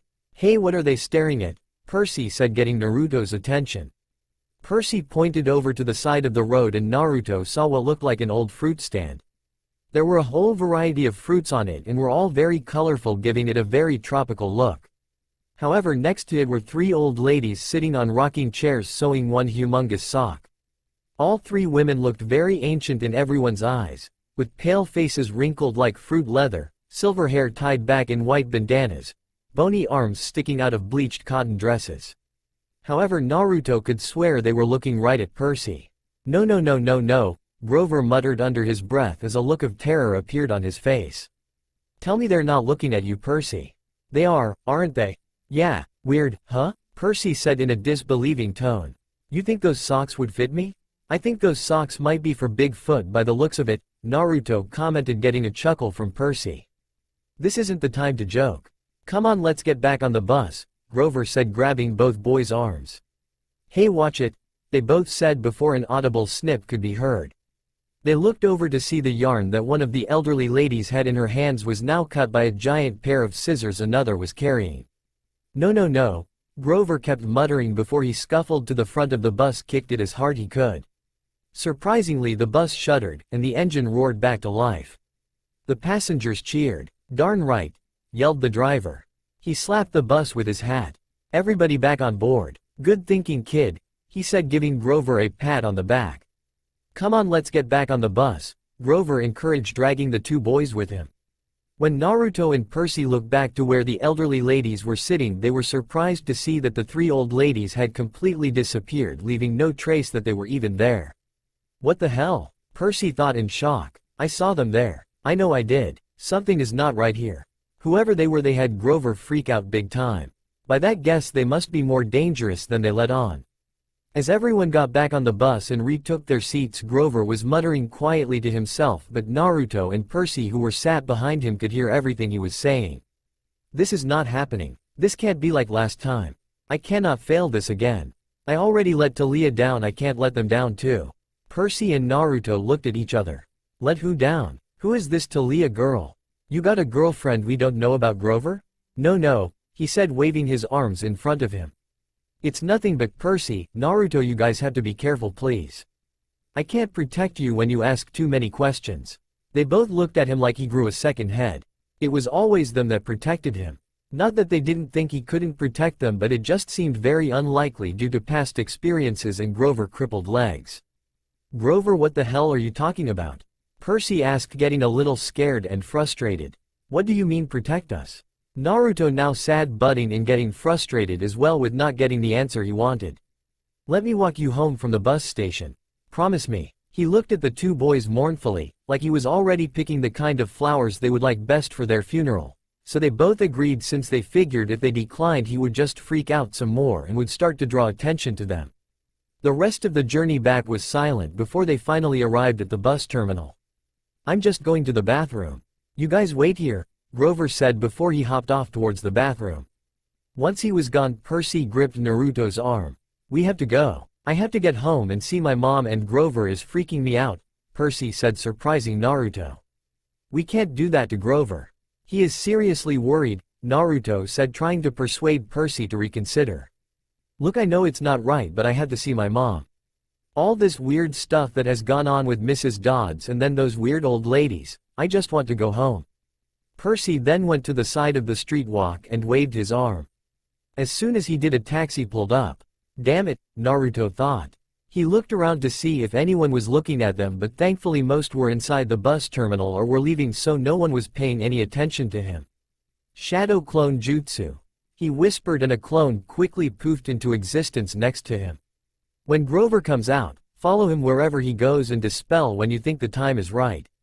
"Got it, boss," the clone said, giving Naruto a salute before and running off to a hidden location where he could watch Grover from afar without raising suspicion.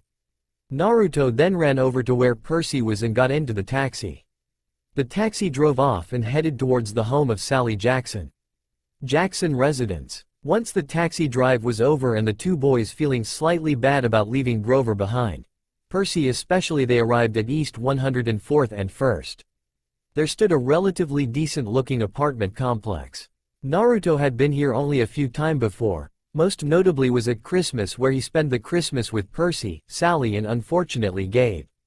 But nonetheless, Sally was very welcoming towards Naruto, and whenever she wrote to Percy she would ask how Naruto was and if he needed anything. Not only that, but when she sent over free samples of candy that she got from her job at the candy store at Grand Central Station. She and Percy had this weird blue food running gig. From what they told him, it was mainly just to annoy Gabe.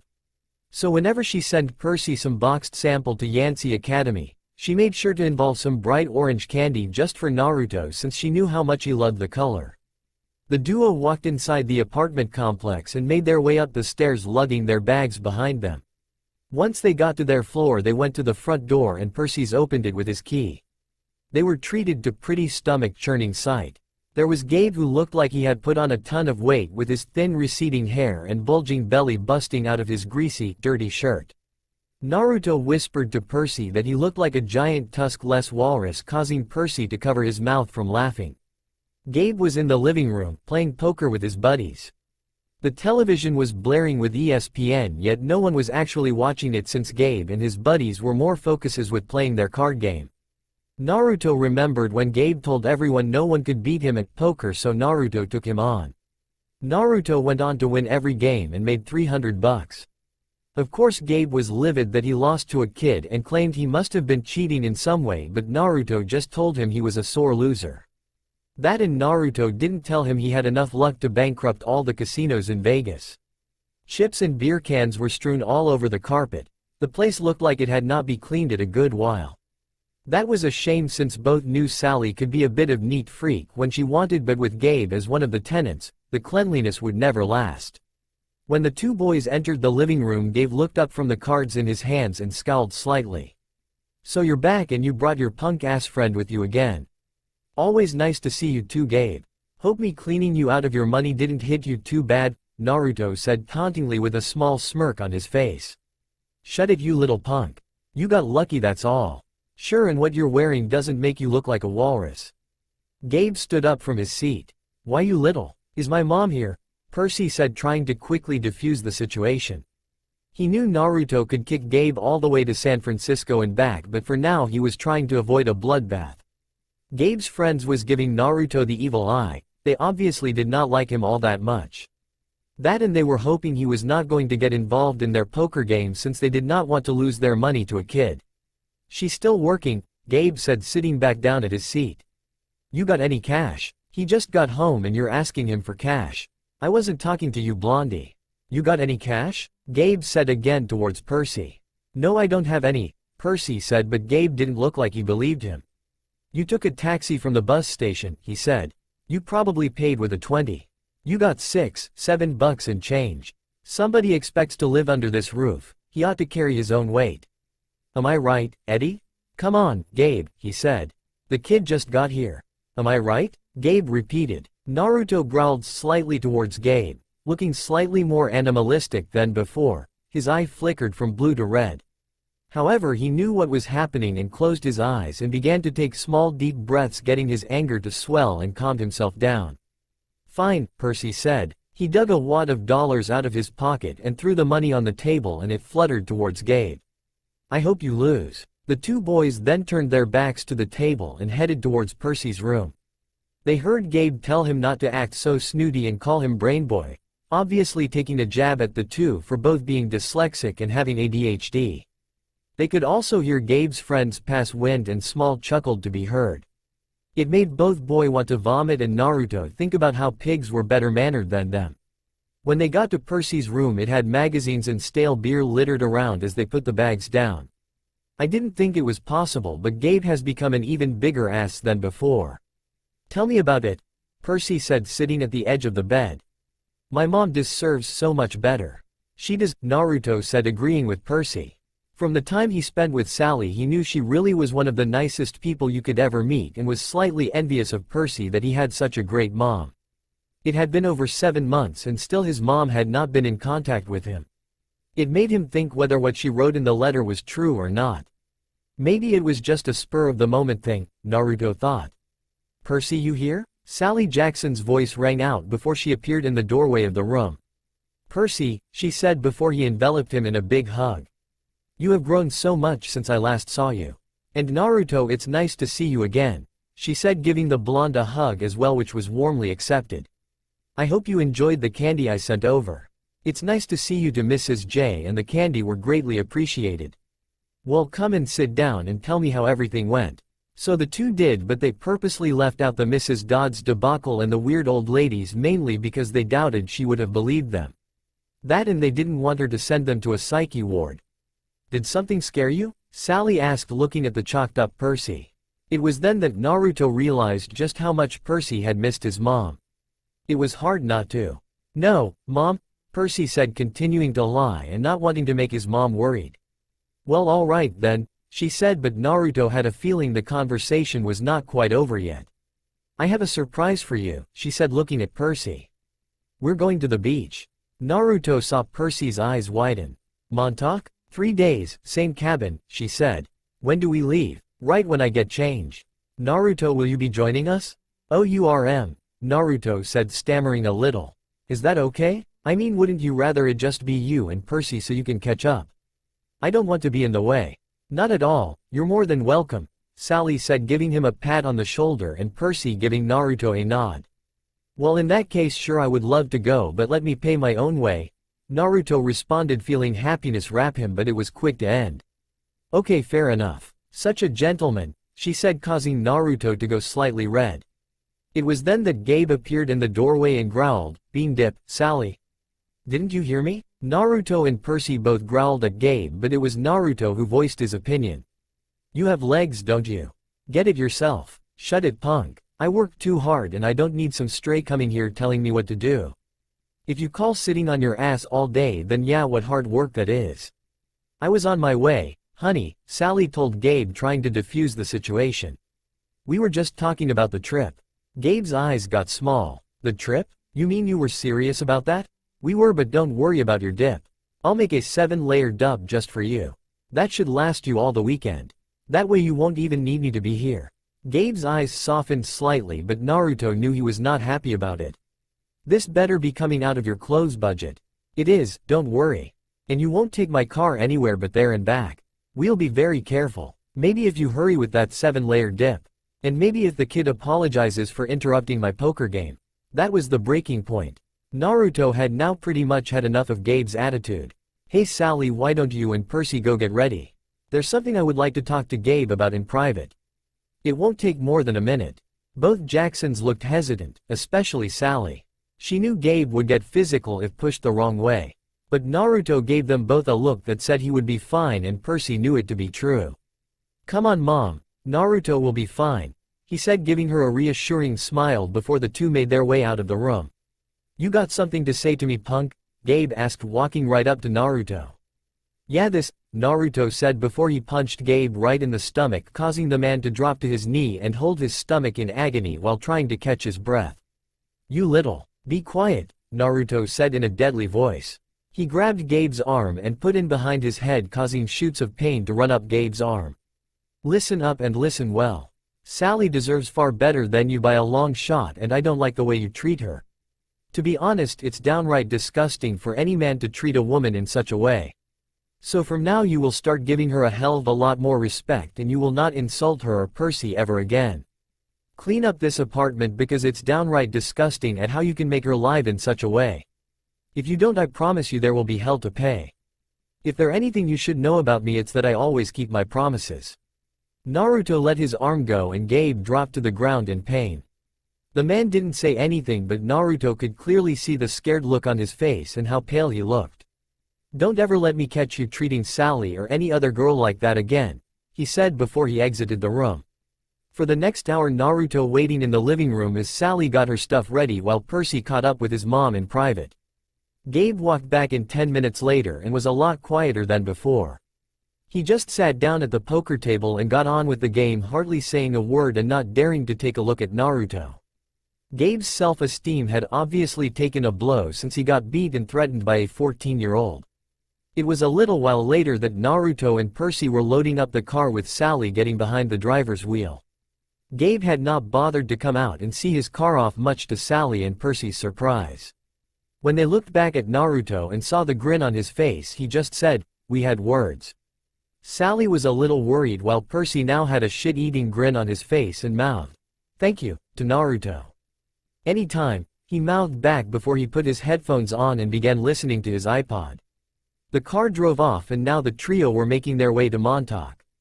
Naruto nodded his head as he listened to his iPod as he sat comfortably in the back of the Camaro while Percy and Sally talked leisurely. He guessed that they wanted to talk more and discuss everything Percy has been doing in the last couple of months. So he figured listening to his iPod was the smart thing to do so that he didn't eavesdrop on their conversation and gave them some privacy. Ever since he came to this world, Naruto had changed, and not just physically. He felt more at peace in this world than he did back in the elemental nation, but then again he didn't have people glaring at him left, right and center. Not only had that he learnt the value of patience and thinking before speaking and acting. He had matured a great deal and was now so much different to what he used to be. If anyone from the elemental nation ever saw him again, they would probably ask him what he did with the real Naruto. All he would have to tell them was that he grew up. Right now the car was pulling in next to a wooden cabin that was located right on the beach. The cabin looked a little old but seemed to be in decent condition. The beach itself was very beautiful. The white sand and clean blue ocean that sparkled as the sun hit it made Naruto fall in love with the place. He could now understand why Percy and Sally loved the place so much. It looked like they were the only ones there since there were no other cars pulled up beside the other cabins. In fact, it looked as if the place was rarely used. But the look on Percy and Sally's faces when they saw the place made him realize just how special this place was to them. "Okay boys, why don't you unpack the car while I go pay and let the owners know that we have arrived?" "Right then, here you go, Sally," Naruto said, getting a small wad of cash out of his pocket. "I promised I would pay my own way and I intend on doing that," he said, placing the money in Sally's hand. Sally looked at Naruto gratefully before she headed off. The two boys got out the car and began unloading and taking everything into the cabin. When they got in, Naruto looked out around the place. It was pretty basic with a couple of cupboards, a small kitchen, a bathroom and a couple of beds. Thankfully there was a bunk bed and a double bed so they would not have to worry about anyone sharing or sleeping on the floor. There were a few cobwebs around, but Naruto just figured that was because the place was not used much. "It's not much," Percy setting his bag down and looking around the cabin. "But I have loved coming here ever since I was little. I can see why. The beach outside and with the ocean. A warm campfire just outside with marshmallows. It sounds pretty perfect if you ask me." It reminded Naruto slightly of nights he would be out of missions with Team 7 and they would camp out in the forests. It always made Naruto feel good and he enjoyed the feel of the wind in his face as the night's cool breeze would hit his face, making his whole body tingle. "Yeah, it is, but for my mom there was always another reason," Percy said as he looked out the window and saw his mom walking towards the cabin. This is where she met my dad, he said, getting a look of surprise from Naruto. I see. You don't talk about him much? I never met him. Not that I can remember meeting him anyway. Maybe the barest trace of a smile, but that it. From what my mom told me, he was a very rich and powerful, but he was very sweet. Apparently I have his eyes and his hair. They spent their time here on the beach, but when my mom found out she was carrying me, he had to leave on business. He went overseas and never came back. She said he was lost at sea. Not dead, just lost at sea. She doesn't like to talk about him much. It makes her sad. Naruto looked at the incoming figure of Sally and couldn't help but feel a little bit of sadness for her. She was a good woman who unfortunately had a lot of bad things happen to her in her life. From what he saw, she never got angry and she welcomed Naruto with open arms. Something he would always be grateful for. Looking at her now on this beach, she looked happy. Like years had been taken of her and made her younger. I guess places that make you happy just have that effect on you, Naruto thought before he went to unpack. When Sally got back, the trio quickly unpacked and made their way outside so they could enjoy the cool air. Since it was summer, the sand was warm when stepped on, but the moment they dipped their feet in the water, it was as cold as ice. It made Naruto want to run back onto the beach, but yet Percy and Sally were both perfectly fine with it. He figured the two were just used to it. After some swimming in the ocean, they went back onto the beach and played a little baseball. They took turns at who batted, who pitched, and played the field. Naruto easily won that, since with his shinobi training and great athleticism it made him a pretty great athlete all around. Even Percy did pretty well too, surprising Naruto since Percy never really showed any interest in sport back at Yancy. After that, the day changed to night and the moon was high in the sky, causing the ocean to glitter and gleam just like it did during the day. But Naruto found it to be more beautiful under the gaze of the moon. He felt energized being under it. Like he could go 10 rounds Gaara and Shukaku again and come out on top. The trio sat around a cozy campfire as they roasted marshmallows on the end of a stick and made idle chat. Mom, what was Dad like? Percy asked with some courage. Sally put down her stick with the marshmallow gently on the ground, trying to avoid getting sand on the marshmallows. The look on her face told Naruto that Percy must have asked that question a lot. Plus, being here where they met just spurred it on. He was kind, Percy. He was tall, handsome, and powerful. But he was also very gentle, too. You have his eyes and hair. How old was I? Percy asked, pushing for more answers. I mean, when he left? Sally watched the flames as they flickered around. He was only with me for 1 summer, Percy. It was right here on this beach where we spent our time together. But he knew me as a baby, right? No, honey. He knew I was expecting a baby, but he never saw you. He had to leave before you were born. Percy nodded, obviously feeling a little hurt that his father never really met him. What about you, Naruto? Sally asked, catching the blonde's attention. You never talk about your parents. What were they like? She was curious about the blonde's parentage since he never spoke about them. She knew he was an orphan, but that was it. Even Percy didn't fully know the details on Naruto's parentage. It was a touchy subject for the blonde. I wish I knew. From what I have been told, my father died the day I was born. Apparently he did love me and he held me in his arms once, but then afterwards he had to leave and he died later that day. I was told my mom died, but then from others I was told she abandoned me. It was never easy not knowing who your parents are. I only discovered who mine were a few months ago, he said, surprising the two Jacksons. You didn't know who your own parents were? Sally said in slight disbelief. Naruto shook his head. The people I stayed with thought it was best that I didn't know who they were. But that completely unfair. Why should you be denied knowing your parents? Percy asked. Even he didn't know that. He could not imagine ever not knowing who his mom was. Naruto shrugged. I never understood why they did it either, but there you go. But they are people that I will most likely never see again. They're in the past, he said, with Percy nodding, understanding why, while Sally kept quiet. Then just before I joined Yancy, I got a letter from my mom telling me how sorry she was that she had to leave me and that we would meet one day, but I would have to be patient. She said something about her family having rules about not being able to raise their children. While Percy thought that was a little odd, Sally's mind was reeling and just stared at Naruto. Is it possible Naruto is like Percy? She thought. The conversation went quiet for a bit before things picked up. Percy asked Sally what they were going to, since Percy would need to find a new school. Sally told them they would have to find something for him. While Percy was beginning to wonder whether Sally actually wanted him around, which caused Sally to get a little teary-eyed and hug her son close, Naruto just sat and ate his marshmallow. What he wouldn't give just to be able to spend a little bit of time with his mom just like Percy and Sally. "Naruto," Sally said, getting the blonde's attention. He saw Sally standing in front of him and Percy getting up. "We're going to head in now. Don't be too late," she said, giving him a quick peck to the forehead. "Sure," he said, blushing a little. "I'll be in a little while. I just want to enjoy the night for a little while longer."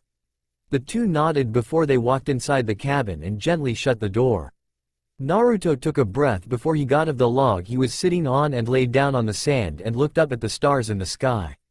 It had felt like forever since he just looked up at the stars, but with training, studying in school, it took up most of his time. The stars in the sky was slightly different to the ones back in the elemental nations, and he took an interest in learning the different constellations. The stars all twinkled brightly as he stared up at them from his spot. He saw the Andromeda, Orion, Virgo, Ursa Major, Hercules, Scorpius constellations and smiled. He wondered if his mom enjoyed looking at the stars just like he did, and thought if they ever met, which he was hoping they would someday, she would stargaze with him. All parents had a something that they and their children did and shared together. Perhaps looking up at the night sky and watching the stars could be theirs. After what felt like forever, Naruto got up stretched before taking one last look at the moon high in the sky. "I hope we meet soon," Naruto said quietly before he trudged along the sand and went inside the cabin. He got some pajamas from one of the drawers and quietly went to the bathroom and got change. Afterwards he went to the free bottom bunk of the bunk bed, since Percy had the top and Sally was on the small double bed. He closed his eyes and let sleep take over. However, little did he know that as he walked away from the fire and entered the cabin, a pair of warm chocolate brown eyes formed in the fire and watched him go with care evident in her eyes. "You will see her soon, my dear Naruto. You just need to wait a little longer," a quiet feminine voice said before disappearing completely and left only a small fire left burning. Later on that night, Naruto's eyes shot open and he pushed himself up from the bed and through the covers of his body. His eyes widened when a lot of information began pouring into his head for a few seconds before it eventually stopped. The clone that he had sent to follow and keep track of Grover had finally dispelled, and it made his eyes widen. He shot off the bed, making a thud that woke Sally along with Percy. However, Percy had a slightly freaked out expression on his face, making Naruto think he just had some kind of nightmare. "Naruto, is everything okay?" Sally asked before Naruto shot towards the door. Naruto swung the door wide open only to reveal a huffing Grover that had his arm ready to knock on the cabin door. He looked at Naruto a little surprised. "I have been searching all night," he gasped. "What were you both thinking?" "He made me," Naruto said, pointing towards Percy, who looked like he was still waking up. However, when Naruto stepped back and took a proper look at Grover, his eyes widened lightly. He got the memories of the clone but couldn't quite believe it. Yet here Grover was with the bottom of a goat for legs. "You want to explain this?" Naruto said, pointing down at Grover's furry legs and towards the hoofs where his feet should be. "Later, right now we have to get you and Percy out of here."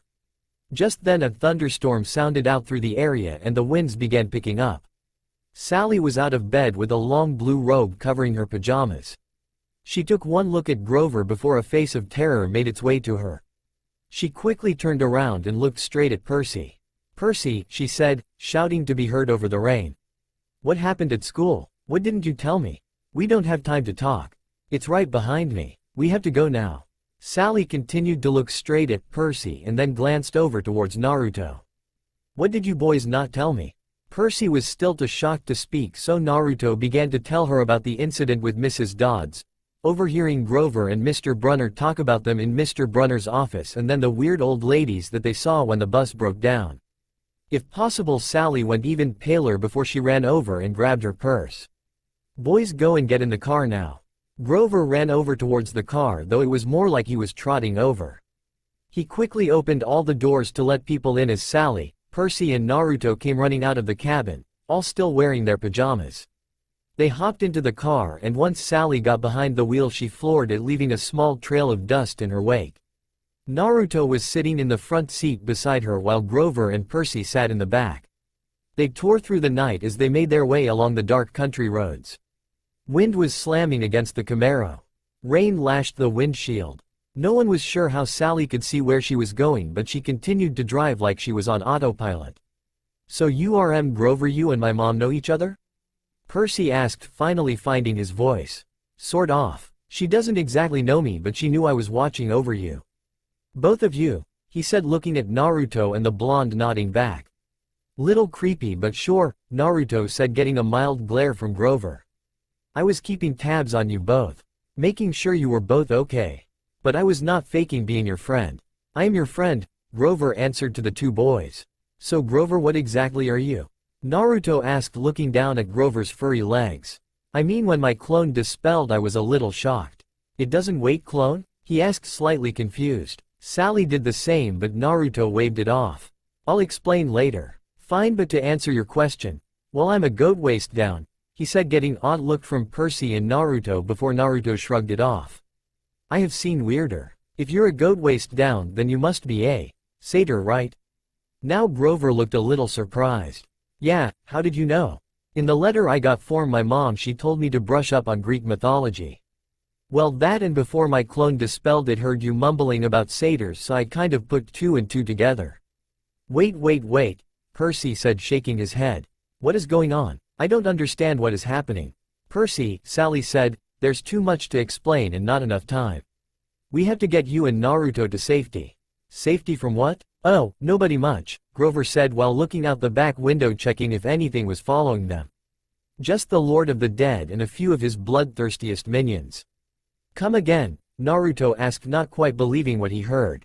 "Well, mainly Percy, since he is in the most danger, but we need to get you away as well," he said before Grover realized what he said. Percy and Naruto tried to wrap their mind around what was happening, but Percy couldn't do it. He was trying to convince himself that it was just a dream. But knew this wasn't a dream. He had no imagination. He knew he could never dream up something that was this weird. It was then that Sally made a hard left along the road before the group found themselves driving past a large strawberry farm that had large wooden houses that looked darkened. There was also a large picket sign that said, "Pick your own strawberries." "We're nearly there," Naruto and Percy heard Grover and Sally mutter to themselves. "Where are we going?" Percy asked, getting everyone's attention. "The summer camp one told you about." Sally's voice was tight. Naruto looked at her face and could see her eyes beginning to get a little wet. He could tell she was struggling not to cry, not that he couldn't blame her. "The place you said you didn't want me to go," Percy said, causing Naruto to face palm. That was just going to make Sally feel bad. "Please, dear," Sally begged. "This is hard enough. Try to understand. You're in danger. Because some old ladies cut some yarn." "Those weren't old ladies," Grover said. "Those were the fates. Do you know what it means? The fact they appeared in front of you? They only do that when when someone's about to die." "Well, that's just peachy," Naruto said, rubbing his eyes while Percy and Grover began going over what Grover meant by him dying. Sally looked over at Naruto. "Are you okay, Naruto?" she asked in a worried tone. "Oh yeah, I'm okay. Just when I went to sleep a few hours ago, the last thing I was expecting was to be driving down a road full throttle with my friend who turns out is satyr. That was supposed to be a Greek myth. Though with my luck, I'm not completely surprised. Weird things seem to follow me around. I know this is—" Sally got cut off when she made a sharp turn when a large figure suddenly appeared beside the car. She narrowly missed it. "What was that?" Percy asked, but no one answered him. It was all silent until a blinding flash lit up the area before the car suddenly went boom and caused the car to flip over and land on the ground upside down. "Ow," Naruto said as he rubbed his head. He had hit the top of the car pretty hard and was sure that he was going to find a nice bump there later. "Oh, that can't be good," he muttered while he heard Sally ask if everyone was okay. Naruto looked down at the roof and now saw a large smoldering hole on the roof that had blackened edges around it and was still giving off small traces of smoke. "Did we just get hit by lightning?" he thought to himself, and saw everyone else thinking the same thing except for Grover, who looked like he was knocked out from the hit. He had small drips of blood making its way out of his mouth. Naruto checked his pulse and sighed happily that his friend was still breathing and his pulse was still beating. "Boys, we have to get out of here," Sally said before the sound of loud stomping could be heard coming down the road. The group looked down the road to see a very large figure lumbering towards them. It looked as if something was covering his head and had their arms up high in the air like sharp points. "Everyone out of the car now," Sally yelled as she and Naruto kicked their doors open and scrambled outside. Sally went round to help Percy out while Naruto got Grover out and firemen carried him. "Boys, do you see that giant tree on top of the hill?" she said as she pointed over to a large pine tree that towered over all the other trees. "Head straight for it and don't stop. Get over that hill and you'll see a big farmhouse down in the valley. Run and don't look back. Yell for help. Don't stop until you reach the door. Mom, you're coming too," Percy said as he grabbed his mom's arm. Sally looked at him sadly. "Mrs. J, we are not leaving you behind, so don't even think about doing something stupid," Naruto said as he began to make his way towards the hill with Grover still on his back. "Come on," Percy said as his hand grasped his mom's and they began to follow after Naruto and Grover. "Food," Grover groaned, causing Naruto to chuckle. "It's nice to know you're having a good dream, buddy. But you seriously need to cut down on the enchiladas. R-O-O-A-A-R-R-R-R." The running group slowed slightly when they heard the giant roar, and when they turned their heads around to see what was happening they saw Gabe's car getting thrown out of the way like a rag doll. The large man kept running towards them, causing small shockwaves through the earth, and was making loud grunting and snorting noises. As he got closer, Naruto and Percy saw that the man was easily over 7 foot and had large meaty hands swaying from his side. His upper half was all furry and fuzzy.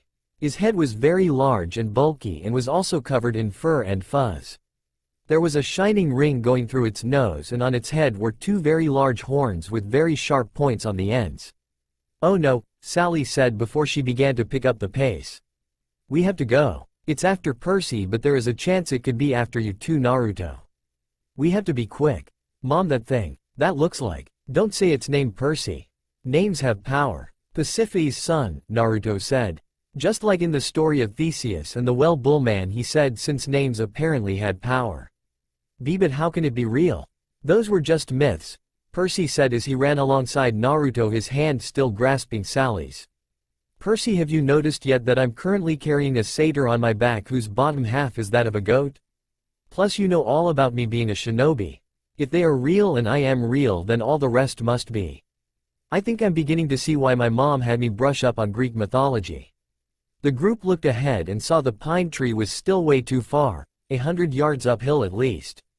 Naruto was doing fine due to his shinobi training, but Percy and Sally were beginning to struggle. Meanwhile, the Minotaur was now beginning to catch up to the group as it was sniffing the air, tracing after their scents. "His sight and hearing are terrible," Sally said. "He is going by smell. But soon he'll figure out where we are soon enough." On cue, the bullman roared out in rage. "Yeah, like now," Naruto said as he got closer to the tree line. "Wait until the last second, then jump out of the way, directly sideways. He can't change directions very well once he's charging." Both boys nodded, though Percy nodded a little hesitantly. Looking behind them, they saw the bullman was picking up pace and getting closer and closer to them. The tree was still a little ways off, but Naruto was almost there. Naruto turned his head and his eyes widened when the Minotaur suddenly appeared behind Percy. "Percy, jump out the way now," Naruto shouted. Not needing to be told twice, Percy did just like instructed and ducked and rolled to the right.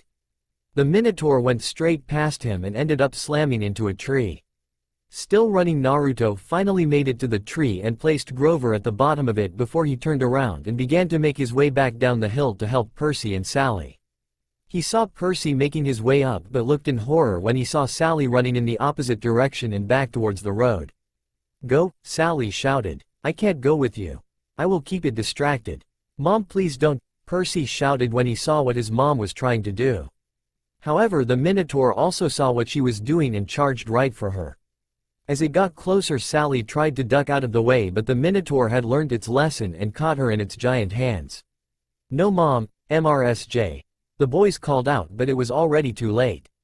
Sally looked at the boys one last time before the Minotaur squeezed and Sally disappeared in a golden light. Percy looked in horror as he saw his mom disappeared in front of him and dropped to his knees while Naruto looked on in anger. "I could have saved her if I had just been a bit quicker," he thought before he quickly snapped himself out of those thoughts. "Come on, we have to go. We can't let her sacrifice be in vain." Naruto said as he grabbed Percy by the arm and began to rush him over towards the tree where Grover was still currently lying. However, the Minotaur had turned its attention back to them and began to charge once again towards them. This thing does not give up, Naruto thought before he did a series of hand sighs. Wind-style great breakthrough, he shouted as he created a powerful force of wind to blow out of his mouth and slam into the Minotaur, causing it to fall onto its back and hit into a tree. However, the bullman didn't stay down for before it got back on its legs and charged. As it got closer, Naruto jumped out of the way, but Percy was frozen solid with fear. "Percy, get out the way," Naruto shouted. However, just as the Minotaur got close, Percy did something incredible. He tensed his legs and jumped into the air and used its head as a springboard and then wrapped his legs around its neck. Naruto, who saw the whole thing, looked at Percy quite impressed while Percy began tugging on the Minotaur's right horn. It looked like a bit of tug-of-war was going on until an audible snap was heard and Percy found himself on the ground with a Minotaur horn in his hands. "Damn Percy," Naruto said before he saw the Minotaur look at Percy in rage. He was about to attack Percy while he was down, but Naruto suddenly appeared above the Minotaur and delivered a deadly kick to the other Minotaur's horn, snapping the left one off now as well. However, it began swinging its arms around in a mad frenzy and its hand smacked into Naruto's chest and Naruto defiantly heard a cracking sound. "There goes a rib," he thought. Naruto thankfully managed to land safely on the ground despite his chest hurting, and he shot his right hand out and a blue spiral ball began to form. Once it got to the size of a basketball, Naruto shot forward and delivered it to the creature abdomen. "Rasengan!" he shouted as it impacted and blasted the creature right of the ground and sprawling on the ground, smashing through multiple trees before it finally stopped skidding along the ground. Right where its abdomen was, there was now a giant hole the size of a basketball. However, despite the wound, the bullman was beginning to get back up. Naruto saw Percy was close to where it landed and shouted, "Percy, finish it." He then made a stabbing reference and pointed to Percy's hand. Percy looked at Naruto and then the horn in his hands before he put two and two together. He ran and appeared in front of the Minotaur, which was still in the process of getting up, before he swung the horn right into the Minotaur's chest. The giant bullman roared out in pain before it slumped to the ground and disappeared and turned into golden dust. That was close, Percy thought, but ran over to Naruto when he saw Naruto clutching his chest. "Naruto, are you okay?" he said before he suddenly found himself becoming very drowsy and was struggling to keep his eyes open. Just as he got to Naruto, he slumped down to the ground, blacked out. Naruto was no better with the pain in his chest before he too fell to the ground and found himself looking up at the night sky. It was only minutes later when he heard footsteps and a clopping sound coming from behind him. He could just about make out two figures with slender bodies. He figured they must have been two girls with a much larger figure behind them, but he couldn't quite make it out.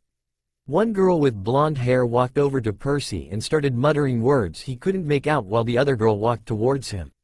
She knelt down and Naruto could see that she had raven black hair and had blue eyes. All Naruto could think about was how pretty she was. "Kirin, this one's hurt," he heard her say and heard clopping coming towards him. She was the last thing he saw before he blacked out. The light from an open window shone brightly on Naruto's face, causing his eyes to flicker before they groggily and slowly opened. Just like 7 months ago, he found himself staring up at a ceiling he did not recognize. The events of the previous night began to make its way back to his memory.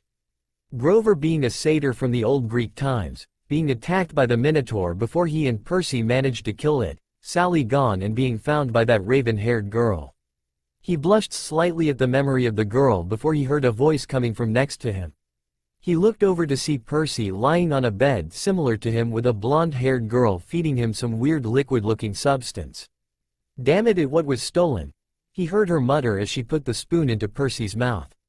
"Your guess is as good as mine," he said, catching the girl off guard and making her turn around to face him with a startled look on her face. The girl looked about the same age as Percy and was very pretty.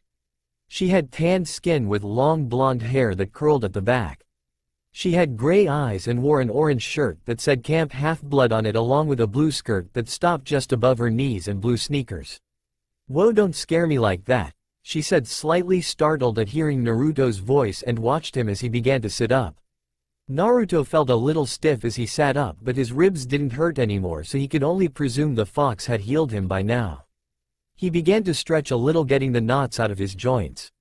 "How are you up? You shouldn't be awake for another day at least, let alone fully healed," she said in surprise. "I have always been a fast healer," he said, looking at the girl. "Is he going to be okay?" he asked, nodding over to Percy. "Oh, yeah, he will be fine. He just needs to rest. He should be up by tomorrow." "That's good," he said as he rubbed his eyes before he extended his hand out to the girl. "I'm Naruto Uzumaki. It's nice to meet you." The girl looked at him slightly as if she was studying him before a smile made its way to her face and shook his hand. "I'm Annabeth Chase. It's nice to meet you too. So can you tell me where I am?" he asked, looking around. "You're at Camp Half-Blood. Come on, I'll take you to Chiron and Mr. D. They will be better at explaining everything to you," she said before leading Naruto out the room. "You're in the medic wing at the moment. You and your friend were brought in late last night. Caused a bit of a ruckus," she said as Naruto looked all around as he saw Greek lettering all above the wall and on the door. Yet somehow he found he could read it pretty perfectly. "Yeah, sorry about that. We would have been quieter if Pasiphae's son didn't try to turn us into a shish kebab." "You know your Greek history," she said, looking slightly impressed. "I was told to brush up on my Greek history over the past months. My mom wanted me to learn it when I arrived in New York." "She sounds smart," Annabeth said. "What's she like?" Naruto shrugged. "No idea. I have never met her. She has seen me but I haven't seen her." "Oh, what about your dad?" she asked, pushing for more question. He felt as if she was interrogating him, but he felt comfortable around her, so he didn't really mind answering. "He died the day I was born. I never met him either." "Oh, I'm sorry to hear that." "Don't worry about it. I'm used to it," he said, getting a nod from the girl. Annabeth meanwhile was taking glances back at Naruto and was studying his features. "He has the blonde hair and the tanned skin, and he said he never met his mom. But the eyes are all wrong. I wonder whose he is," she thought. "Plus, are those whisker marks on his cheeks?" When the two made it outside, Naruto looked around and felt slightly stumped and let his mouth open slightly as he scanned the place. From what he saw, the landscape was dotted with buildings that looked like ancient Greek architecture. There was an open-air pavilion, a large amphitheater, a circular arena that had a lot of training dummies scattered over it with a few kids hacking away at them with swords. There were white marble columns sparkling in the sun. In a nearby sandpit, a dozen high school-age kids and satyrs played volleyball. Canoes glided across a small lake. Kids in bright orange t-shirts like Grover's were chasing each other around a cluster of cabins nestled in the woods. Some shot targets at an archery range. Others rode horses down a wooded trail, while some flew on horses with wings. "This place is incredible. It's even more amazing than the Leaf Village," he said, getting a curious look from Annabeth. "I'll explain later." She nodded and accepted the answer for now before they headed over to a large building bigger than the rest that had an open porch on it, and there were two people sitting at a small table playing some kind of game. When he neared, he saw the first guy was in a wheelchair and immediately recognized. "Mr. Brunner?" Naruto said, surprised, causing the man head to look over to him before he smiled. "Naruto, my boy, it's good to see you're up," he said, wheeling over towards them. "I was not expecting you to be up until tomorrow. You heal quickly." "Yeah, I get that a lot," he said, shaking Mr. Brunner's hands. "You must have questions. Come take a seat," he said, pointing to a chair next to him. "Plus here I am known as Chiron. Mr. Brunner was just an alias." Naruto nodded before the now-named Chiron looked over to his right and shouted, "Grover, come here please." Naruto looked over and saw Grover sprinting towards him and had a shoebox in his hand. His running with his goat legs made him as fast as a track star, since he left a small trail of dust behind him. "Naruto," he said, putting the box down before giving the blonde a hug. "It's good to see you up and about." "Thanks, Grover. Good to see you're okay.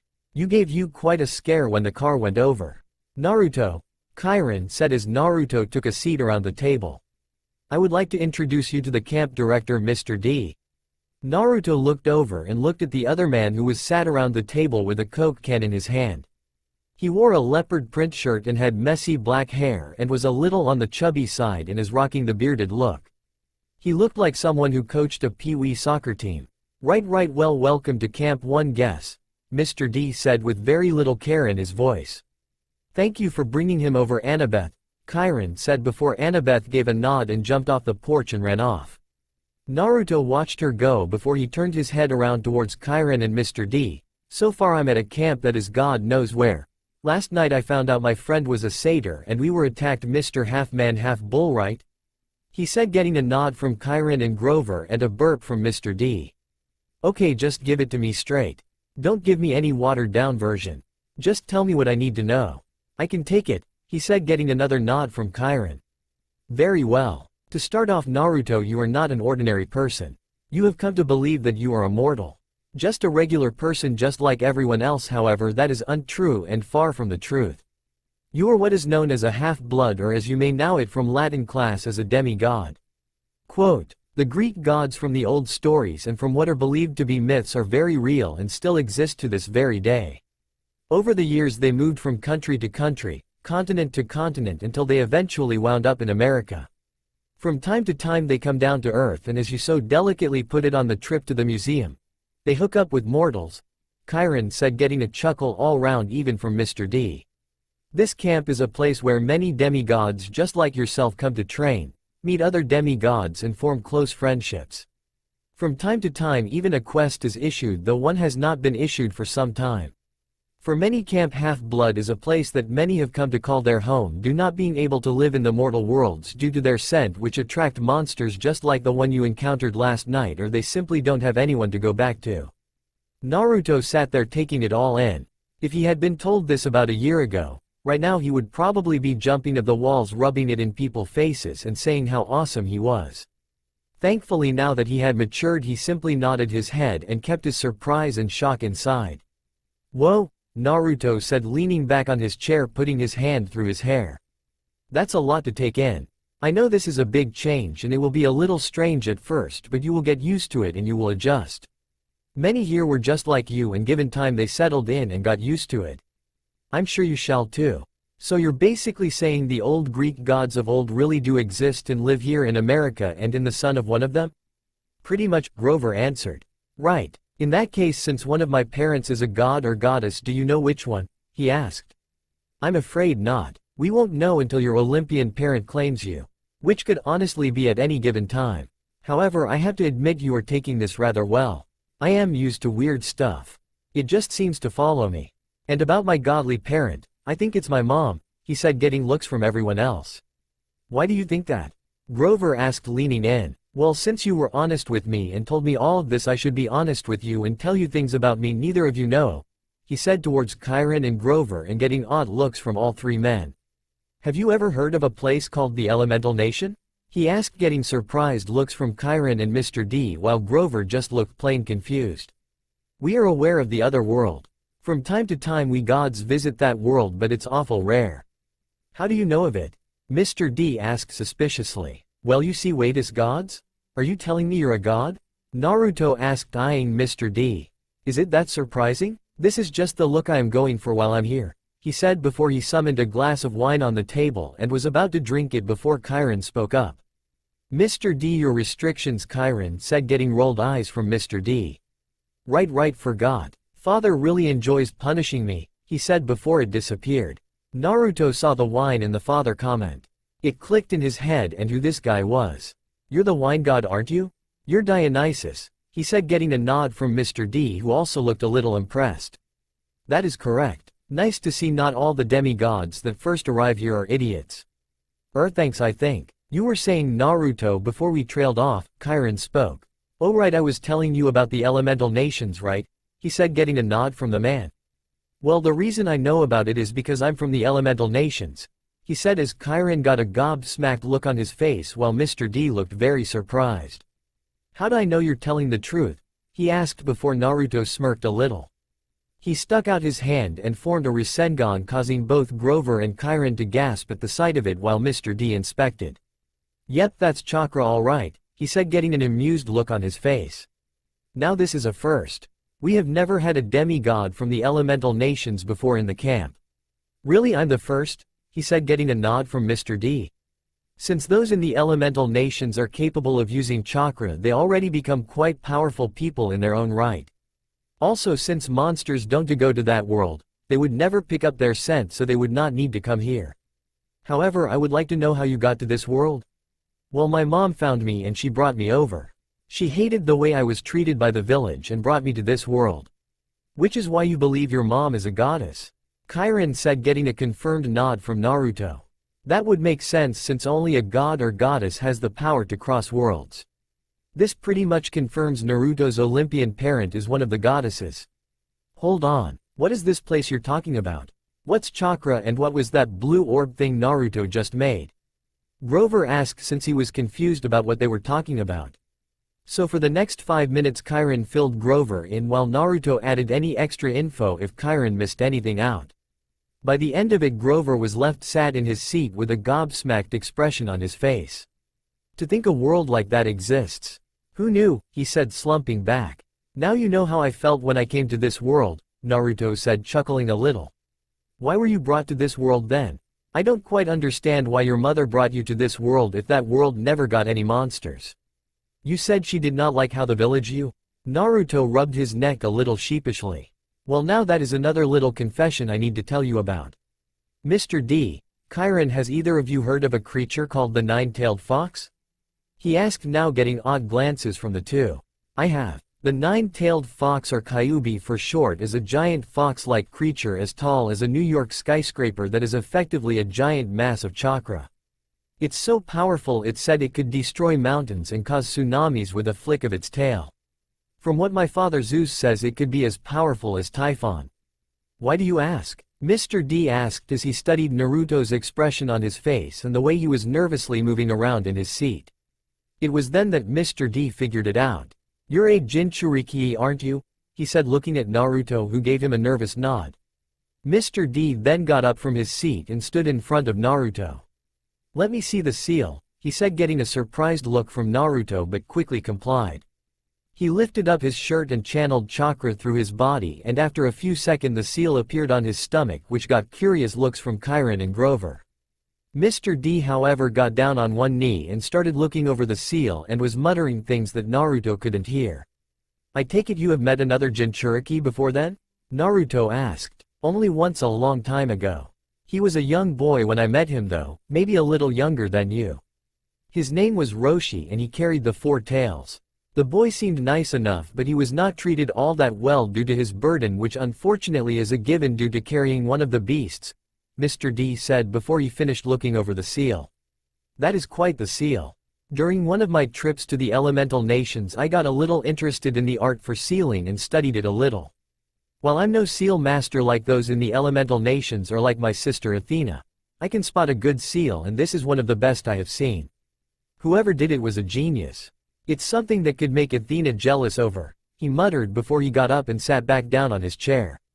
The person that made it was the fourth Hokage, who was my father, Naruto said, also returning to his seat. I see, Mr. D said. I will have to keep an eye on you since we have never had a shinobi, let alone a Jinchuriki demigod at camp before. I doubt you will have any episodes since the seal is keeping the beast at bay and seems to be able to channel its energy into you when needed, but nevertheless I will need to keep a close eye on you to be on the safe side. Weed on. Teenied a giant fox terrorizing the place. Naruto nodded in understanding while Mr. D explained to Chiron what Jinchuriki were, before he looked over at Grover. Grover, what's in the box? He said, pointing to the cardboard box on Grover's lap. Alright, I almost forgot, he said, picking it up and handing it to Naruto. This belongs to you. Naruto looked at Grover curiously before he turned his attention to the box. He lifted up the lid and was a little surprised to see the Minotaur horn that he kicked off the beast lying there. I went back to the site where you and Percy defeated Mr. Harry and Scary and collected them. Percy has the other one. They are spoils of war, trophies if you will. It's to show that you defeated it and it shows your strength. Wow, that's great. Thanks, Grover, he said, patting the satyr on the shoulder. Well, it's the least I could do since you and Percy got me here. I should have protected you, but I failed. Grover's head looked down, but Chiron clasped him on the shoulder. You did a good job, Grover. That is 2 more you have bought to safety. It should have been 5, he whispered, causing Chiron to get a sad look on his face. Grover, why don't you take Naruto on a tour of the camp? I'm sure he is eager to see what is around here, Chiron suggested. Sure, he said, getting up and motioning Naruto to follow. Hey Chiron, Naruto asked. Since your name is Chiron, I don't suppose you're the URM. The centaur from the old legends? That I am, my boy. I was given immortality by the gods so that I could continue training the generation of heroes. Oh wow, URM, okay, Naruto said, a little flabbergasted. Not only did he just meet the wine god, but his teacher turned out to be a centaur that was over 2,000 years old. I'll see you guys later then, Naruto said before quickly asking Chiron whether he could look after the Minotaur horn while he was on the tour, which the man said was fine. With Naruto and Grover, Naruto quickly caught up to Grover as he began the tour. Well, first, the building we were just at is known as the Big House. Basically that is the HQ of the camp and where you will most likely find Chiron or Mr. D, he said, getting a nod from Naruto. As Grover showed Naruto around, the blonde-haired teen saw many kids around his age and a few that were older and younger running around, all wearing their bright orange shirts. Some were running around with sword, bow or other assorted weapons in their hands. Others had maps or books while others carried around tools. Many of the other campers glanced at Naruto when he walked past, mainly to see what the new camper was like. They had already heard about how Naruto and Percy defeated the Minotaur during the night. While some were impressed, others were a little jealous that they got the opportunity and they didn't. Grover then led them through the giant strawberry field. Naruto took a long whiff at the area and found himself sighing happily. The place smelled heavenly. With fresh cut grass and the smell of strawberries in the air, it made Naruto want to fall to the ground and take nap. All around there were satyrs and other children who were tending to the strawberry fields. Grover explained that the demigod children of Demeter took up the task of keeping the strawberry field in good condition, along with satyrs playing their magical songs to help them grow. Not only that, but also the strawberries helped pay some funds towards the camp. It might have been a secret camp for demigods, but it still needed money from the mortal world. So Grover, how did you get picked to go find me and Percy? Naruto asked, striking up conversation with Grover as they walked through the huge strawberry fields. Well, satyrs are sent out into the mortal world to find demigods and then bring them back to camp once the time was right. Going to Yancy was kind of my second chance. Second chance? You did this before? He said, getting a solemn-looking nod from Grover. Yeah, a couple of years ago, but I'd rather not talk about it. Let's just say I didn't do my job properly and there was a casualty. Anyway, as I was saying, I went to Yancy and then I found Percy. Originally I thought it was only Percy there, but then I discovered you too. That's when I called Chiron and he came to Yancy as well. Why did Chiron come over? Was there something the matter? It wasn't necessarily a bad thing, it's just you and Percy were each giving off a very strong scent. It was much stronger than other normal half-bloods. Though yours may be due to being a shinobi half-blood. Man, that's weird. I still can't believe a world like that exists. You will have to tell me more about it sometime, he said, getting a nod from Naruto. Once they exited the strawberry field, they went past an archery range that had a large group of children varying from ages wielding bows and arrows shooting at the targets. They seemed pretty good since most were hitting just around the center. Over there is the canoeing lake. We have canoe races from time to time, he said, pointing towards a giant lake that had small dock located on the edge with a row of canoes and smaller looking boats around it. And over there is the stables, he said, pointing over to a large stable just over by the hill. That's where the horses and Pegasuses are, he said, as Grover saw it had caught Naruto's attention. However, it was not the stables or the mention of Pegasuses that caught his attention, but the girl who was walking towards it. When Naruto took a good look, the girl had long raven black hair and was wearing a skirt similar to Annabeth and had an orange tank top on. That's the girl from last night, he said, but just as he was about to head over, Grover caught him and dragged him off. Come on Naruto, much to see, he said, getting a whine of displeasure from Naruto before the blonde gave in.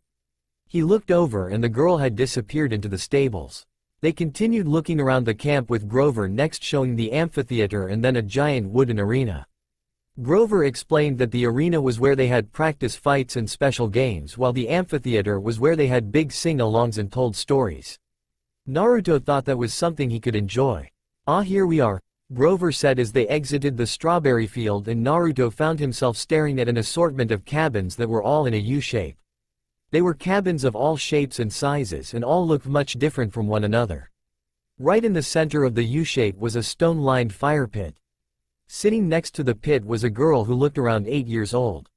She had brown hair with a small bandana covering her hair and wore a brown dress that went down to her knees.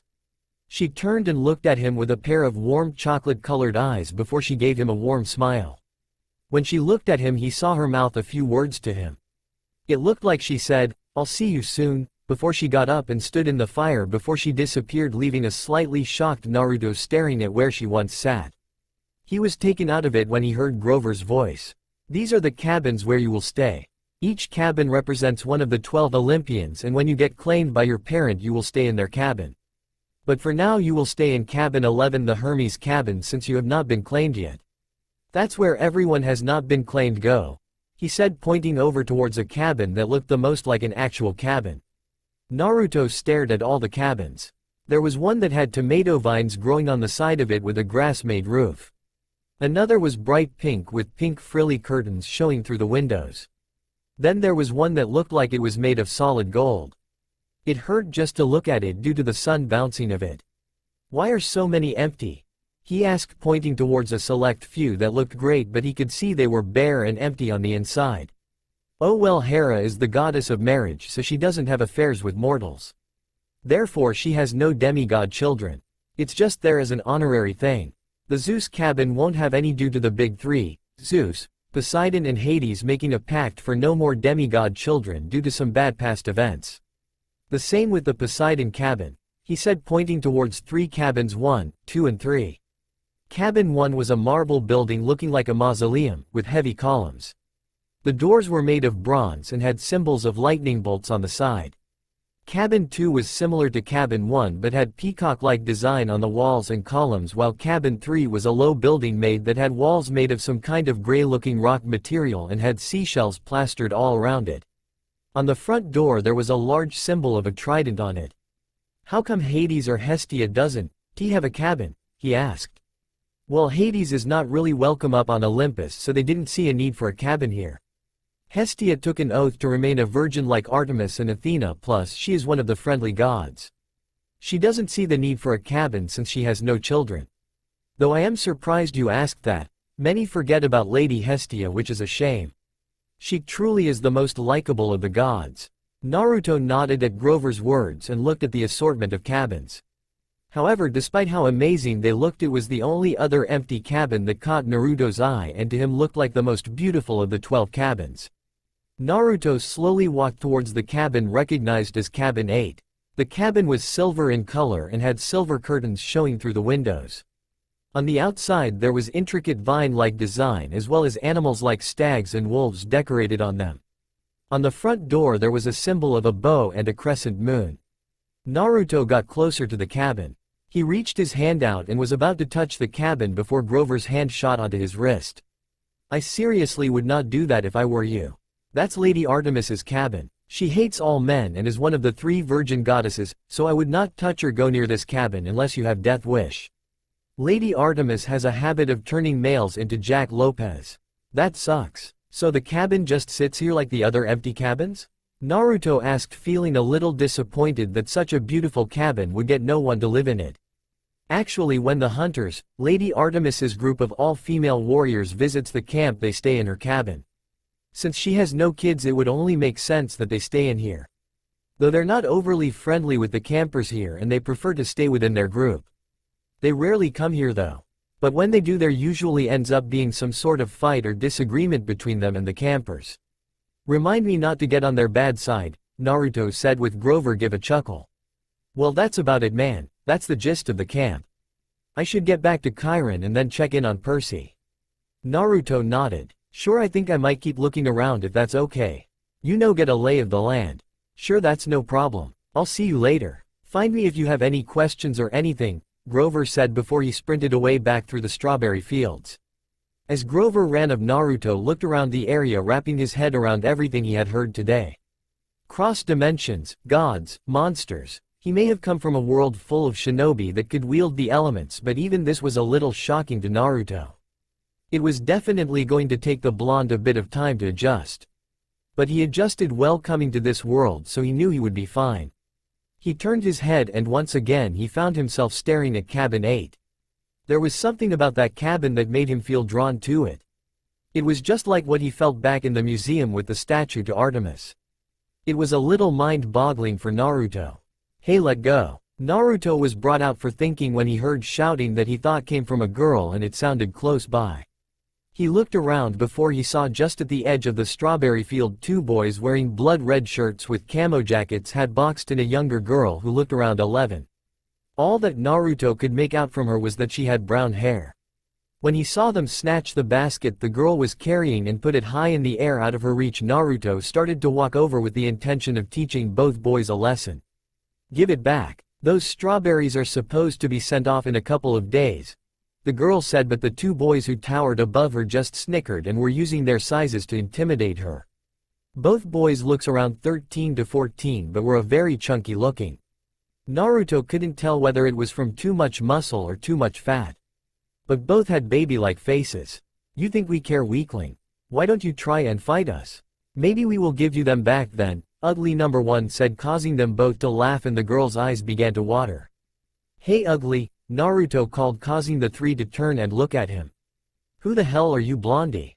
Can't you use we are busy? Are you looking for trouble? Busy, huh? All I see is two overgrown chimps picking on a little girl. If you want to fight someone so bad, how about you fight me? Unless you're too chicken. Chicken? Chicken. Who the hell are you calling chicken? Ugly number 2 said as he ran towards Naruto. He brought his fist with the intention of pummeling Naruto, but Naruto simply sidestepped. Man, you're slow, he said before delivering a strong punch to the gut of Ugly number 2 before getting behind him and giving the kid a giant wedgie and pulled his underpants all the way across his face. Ugly number 2 started running around in a circle before he ran into a tree and knocked himself out. Naruto then turned around to Ugly number 1. How about you? You want to go? He said, doing the come on sign with his hands. But just before Ugly number 1 could do anything, Naruto appeared and whacked him on the back of the head before kneeing him in the gut. However, when he hit him and the boy went down, the basket in his hands that had the strawberries went flying into the air. Luckily Naruto caught the basket, and as the strawberries fell back to the ground he began catching them back in the basket before the basket was full again. He turned around to face the young girl who was gaping like a wet fish at him. I believe these are yours, he said, handing them over with the girl receiving them with a small blush on her face. Thank you. That was really nice of you. I have not seen you around before. Is this your first year at camp?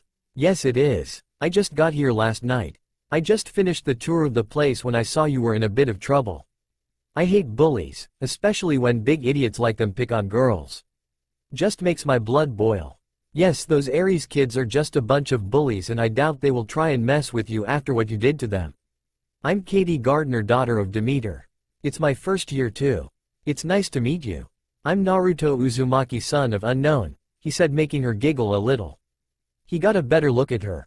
She had leaf green eyes and mild tanned skin.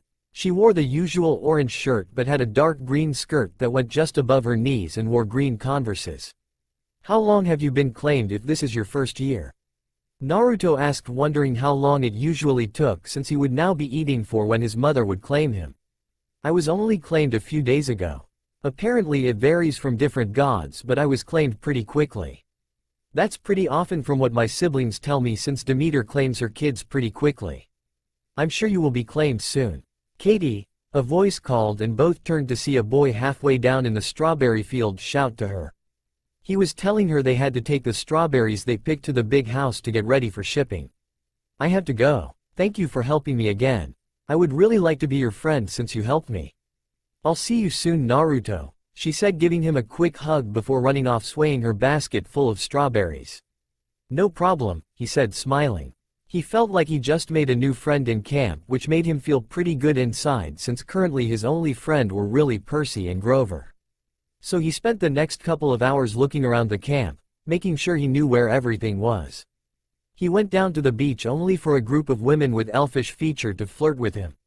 It made him feel pretty uncomfortable, so he hightailed it out of there, leaving the girls there a little disappointed. As the sun began to set among the camp, he had walked up onto the hill and sat underneath the giant tree and watched as the sun began to set. The orange-yellow colors from the sunset lit showed the camp in a beautiful light and reflected and glimmered of the ocean and rivers. I should try and get hammock set up here, he thought as the days slowly began to change to night. He heard a conch horn bellow out, but he didn't think anything of it. "Here you are, Naruto." Naruto whipped his head around to see Chiron galloping over now in his centaur form. Naruto had to whistle in amazement. His horse half was white in color with a few scars that in various places on his horse half. No doubt from training past heroes and fighting in battles. "I trust Grover gave you the tour?" he asked, getting a nod of confirmation from Naruto. "That's good. Come, the horn that went off was to let people know dinner was ready. We are heading over to the dining pavilion. That's where Mr. D will introduce you to everyone. You and Percy have caused quite the stir and many are interested in meeting you." "Yeah, I bet," he muttered to himself as he and Chiron made their way down the hill. Chiron and Naruto neared the giant outdoor dining pavilion, which they could both see and hear was already filled with all the campers. Naruto could hear people talking, laughing, burping, and even a few playful arguments. "So Grover mentioned I would be staying at the Hermes cabin," he said, striking up conversation with veteran centaur. "That's correct. It's where all the unclaimed demigods go, since Lord Hermes is happy to look after those who are unclaimed, which makes him a favorite and well-respected member of the 12 Olympians." "Wells, that's good of him. How long do you have to wait to be claimed?" Chiron had a somber look cross his face. "Ah, well, it varies. Some get claimed straight away within a few days, some maybe a few months, some a few years, but some unfortunately never get claimed. Unfortunately, not all demigods are recognized by their godly parent and are simply forgotten about. Then why would they have them if they weren't going to at least claim them? Show them they at least care for them? Well, that is a question I think many want answered, but in my experience it's best not to ask. The gods can be very temperamental when they want to be."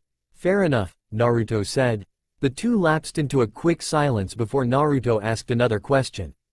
"Can I ask, why does Hera have an honorary cabin when Lady Hestia doesn't?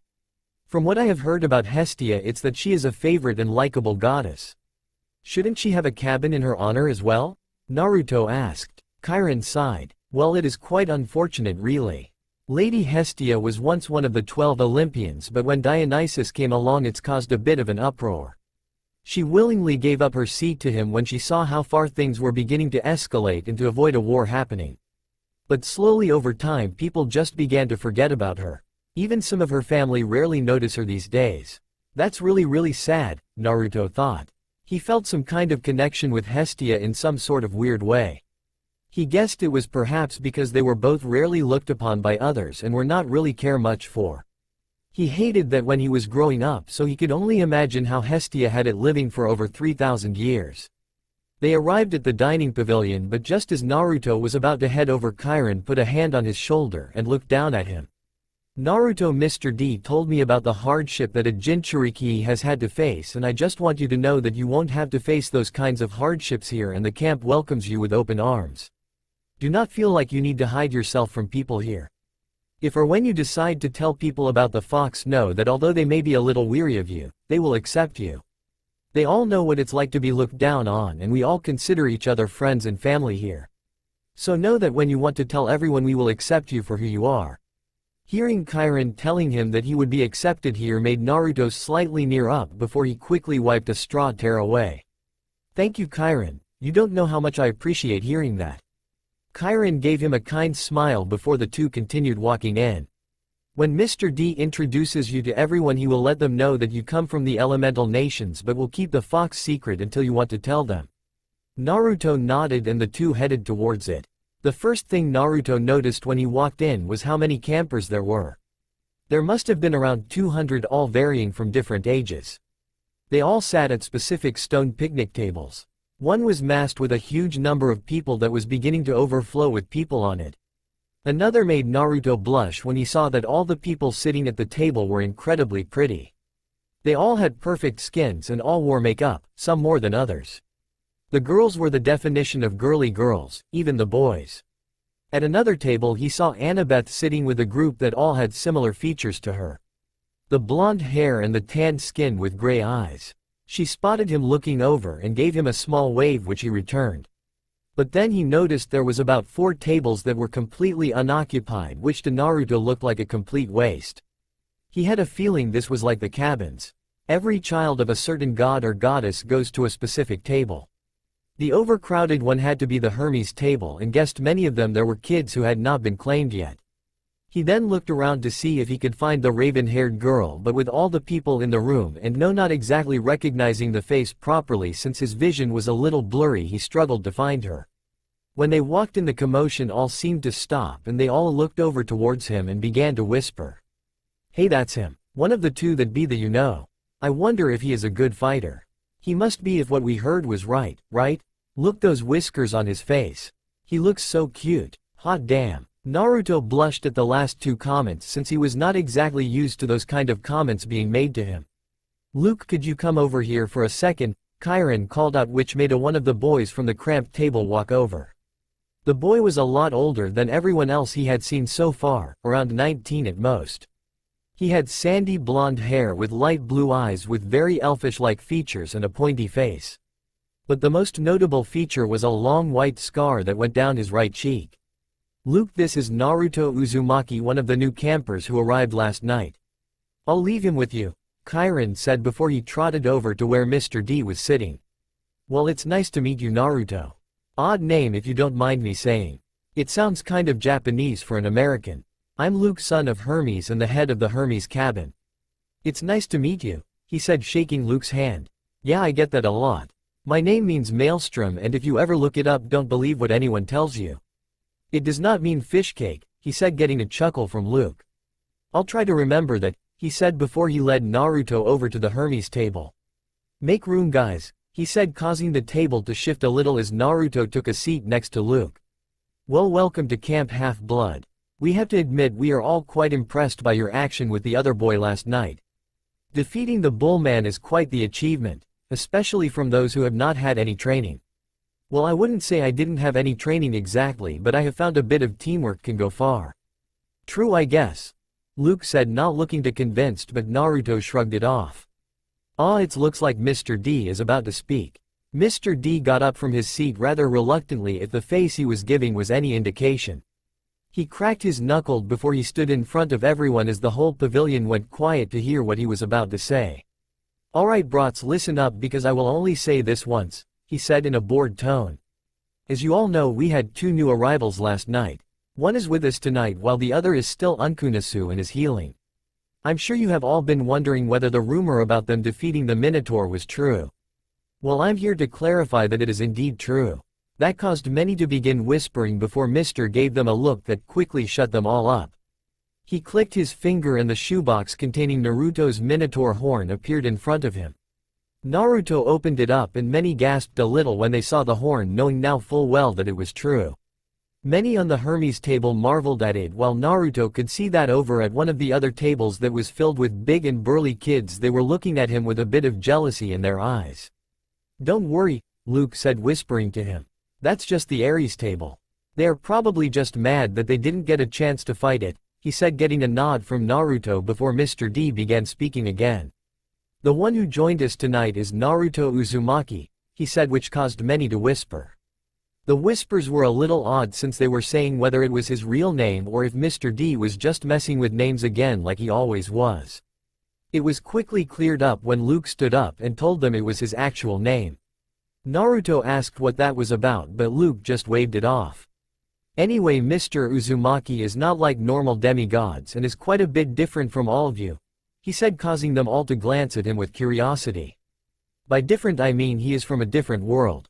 That immediately shut everyone up and all began to listen intently. Unknown to many, there is a separate dimension, an alternate world if you will, known as the Elemental Nations. There the landscape is completely different and they have their own history that dates back thousands of years if not longer. There they have warriors known as shinobi, or as you might all know them as ninja. They are a part of everyday society, and shinobis are mortals who can perform amazing feats by using an energy known as chakra. It lets them have the ability to bend the elements. They are masters of hand-to-hand combat and swordsmanship among others. Their society is different from the one you all know in this world. Naruto is the first demigod shinobi to ever come to this camp, and therefore please welcome him with open arms," Mr. D said dryly before he turned around and sat back down. For the next few minutes the whole room was silent as every camper had their eyes directed towards Naruto, who was once again beginning to shift uncomfortably in his seat. Many looked gobsmacked while he couldn't help but notice the table Annabeth was sitting at all looked like Christmas had just come early. "And Naruto, is that true?" Luke asked, voicing the question everyone wanted answered. Naruto just nodded his head, confirming everything Mr. D just said was true. "Do you think you could show us a shinobi trick?" Luke asked. Sure," he said, standing up as everyone turned in their seat to get a good look at what he was about to do. He quickly thought about what to do before he decided on walking up one of the stone pillars. He applied chakra before he put one foot up against one of the pillar and began walking vertically up it. It immediately caused everyone to make a little gasp. "Whoa, looks at that. He's like Spider-Man. I wonder what else he could do." Hearing the other last voice, Naruto jumped down all the way from the ceiling and stood in front of everyone. "I can also do this," he said, making a quick hand sign before he erupted in a cloud of smoke. When the smoke cleared, many gasped and fall out their seat when they saw a carbon copy of Mr. D standing where Naruto used to be. All the campers were moving their heads back and forth between the real Mr. D and the copy. Mr. D looked it over before nodding at how well the copy was. So Naruto then made another hand sign and he quickly turned back. When he changed back, he was immediately swarmed by the other campers, all wanting to ask him questions about his world, how he came to their world and what other tricks could he do. He swore he even heard some ask whether he had a girlfriend. Luckily for him, Chiron quickly called everything back to order and everyone returned to their seats. "Well, now that the introduction is done, we can all eat." Chiron then stamped his hooves and shouted out, "To the gods! To the gods!" Everyone shouted, including Naruto, before everyone began to fill their plates. Wood nymphs then came out with more platters of food, which was filled with grapes, apples, strawberries, cheese, fresh bread, a whole variety of food. Naruto looked it over and had to admit the food all looked amazing. But there was just something missing. "I wonder if they do ramen," he said aloud, which was heard by one of the passing wood nymphs. She clicked her fingers and a big bowl of ramen filled with noodles and pieces of pork appeared in front of him. He felt like wrapping the wood nymph in a hug and asking her to marry him, but he kept his cool and gave her a pleasant thank you, to which she appreciated before making her rounds. He poured some of the ramen into a smaller bowl and made sure to have plenty of pork and noodles in it. He was about to chow down before Luke got up and motioned for him to follow him. "Before we start eating, we take a portion of our food and scrape it into the pot over the fire as an offering to them. The gods love the smell of burnt food, so we offer them a small bit of each of ours." "Oh, okay. Little weird, but I won't judge," Naruto said, getting a small chuckle from those around him. He waited patiently as everyone scraped a portion of their food into the pot, made a small prayer before going back to their seat. Luke, who was just in front of him, had finished his offering by sliding some apple pieces into the pot before Naruto stepped up for his turn. "Well, I have never done something like this before, so here it goes. If you can hear me, Mom, then this offering is for you. If you're anything like me, then you will like the smell of ramen. Enjoy," he said as he poured some of the ramen in with a few bits of noodles and pork going with it. He turned around and was about to leave before he remembered something both Chiron and Grover said. So he quickly scooped a little bit more into the pot before whispering, "This is for you too, Lady Hestia. Just to show that you're not forgotten." The fire underneath the pot suddenly got higher and flickered brightly as if it was saying thank you. He walked back over to the table and sat back next to Luke before he dug into his meal. For the next hour he spoke and idly chatted with Luke about the camp and joked around with two of Luke's brothers, the twins Travis and Connor Stoll. Both boys had taken a liking to Naruto when he told them he was a bit of a prankster extraordinaire. He told them about some of the pranks he did back at Yancy and the infamous painting on the Hokage monument. When the boys heard how he painted a giant monument in broad daylight wearing Kill Me Orange, both boys burst out laughing and began bowing down to Naruto. Even Luke and some of the other Hermes kids gave a chuckle. Thought they weren't pranking crazy like the twins were. They were still children of Hermes, so it just ran through their blood. Eventually dinner ended and everyone made their way down to the amphitheater where the children of Apollo were singing an a cappella version of a variety of songs. He looked around and saw everyone laughing and smiling with marshmallows on the end of a stick in front of a large fire, while others were joking around or telling each other stories. It was only the first day and already Naruto was beginning to feel at home here. He sensed a presence sit next to him and looked over and saw Annabeth sitting next to him with stars in her eyes and a small notebook and pencil in her hand. "I take it you want to know a bit more about my world?" he said, getting her nodding her head like a mad person, which caused him to chuckle. Alright then, Naruto said as he began to explain to Annabeth the concept of shinobis and why they exist. That they were the military forces for the hidden villages and that they could wield an energy known as chakra. When she asked whether it was chakra he used to do those feats he did in the dining pavilion, Naruto nodded his head.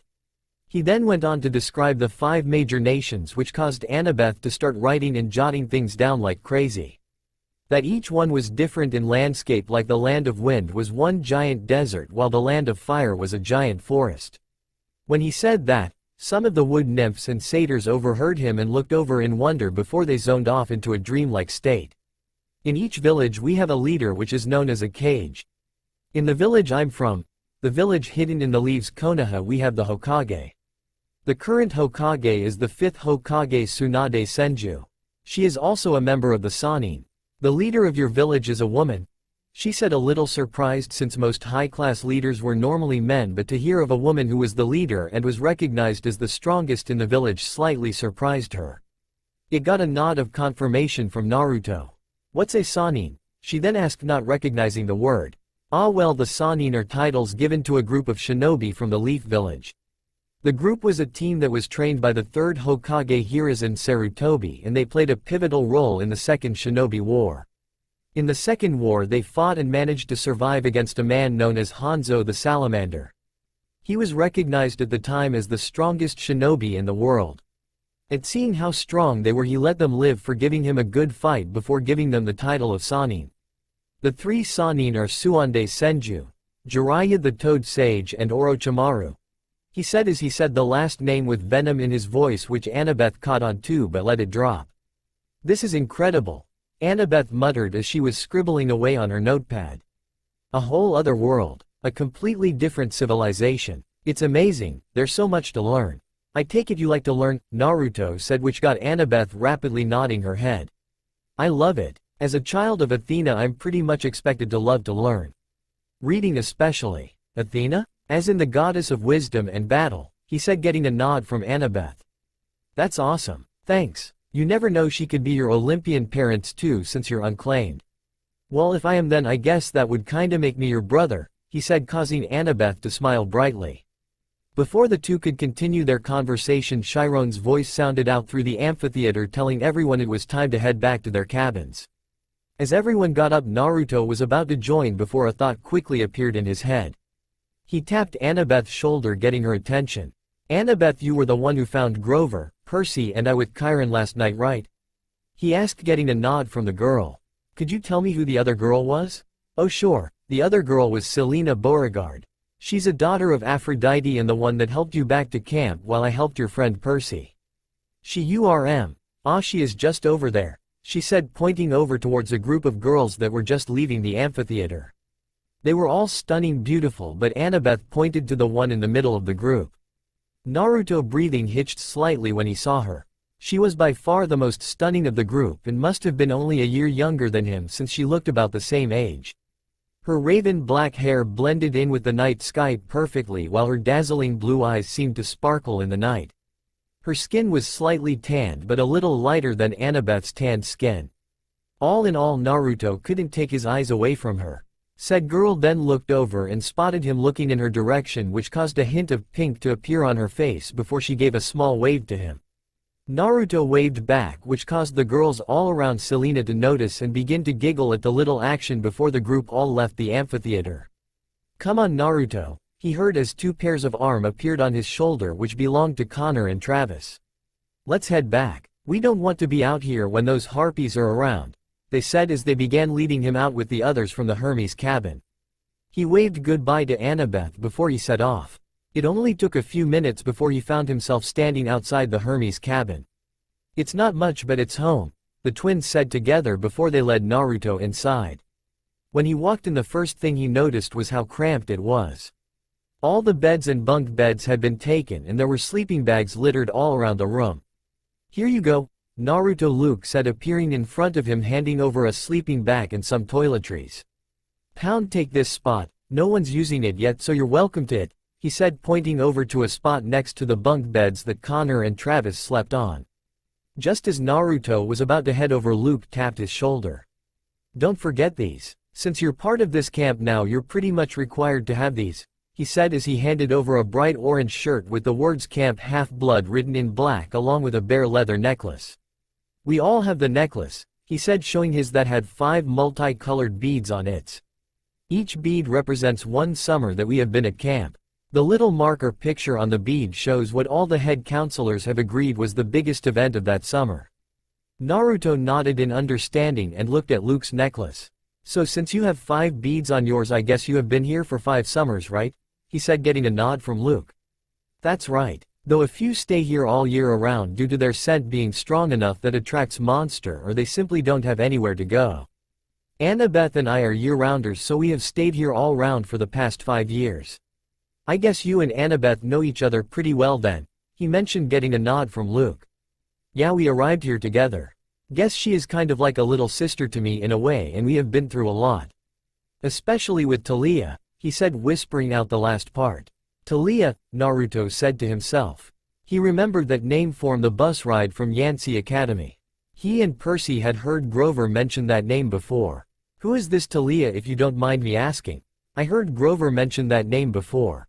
When Naruto asked, he noticed a dark look cross Luke's face as his hair slightly covered his eyes and his hand shake slightly next to his sides.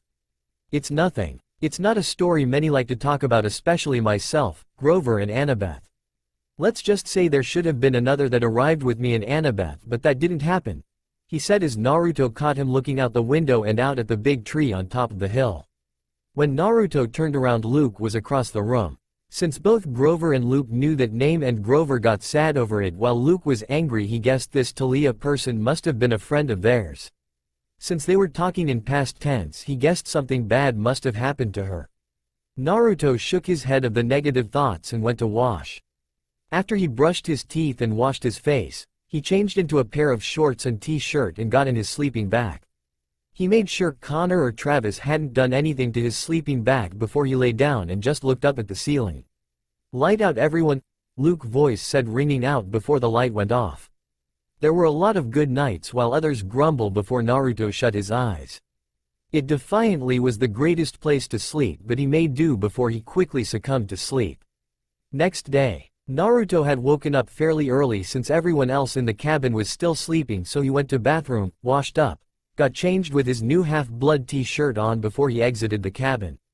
The sun had barely just come up, so the morning mist around the camp was still there. He saw a few of the wood nymphs heading over towards the dining pavilion. No doubt they were preparing for the morning breakfast. Some of them looked over a little surprised to see him up already, but he gave them a friendly smile and wave which they happily gave back.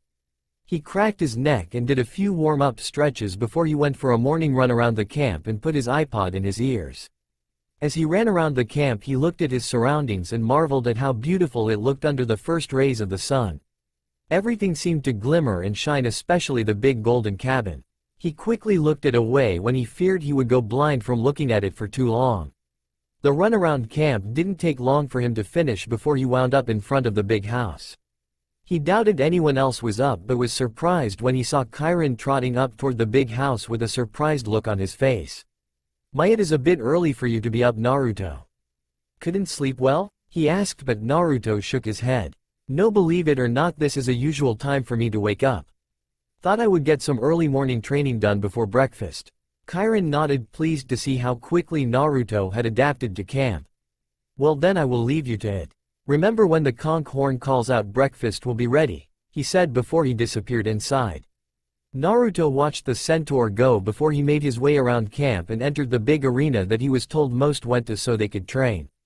He entered and found the place was a lot like the Chunin exam arena in a way. The training ground was a large oval shape with wooden dummies planted all over the place.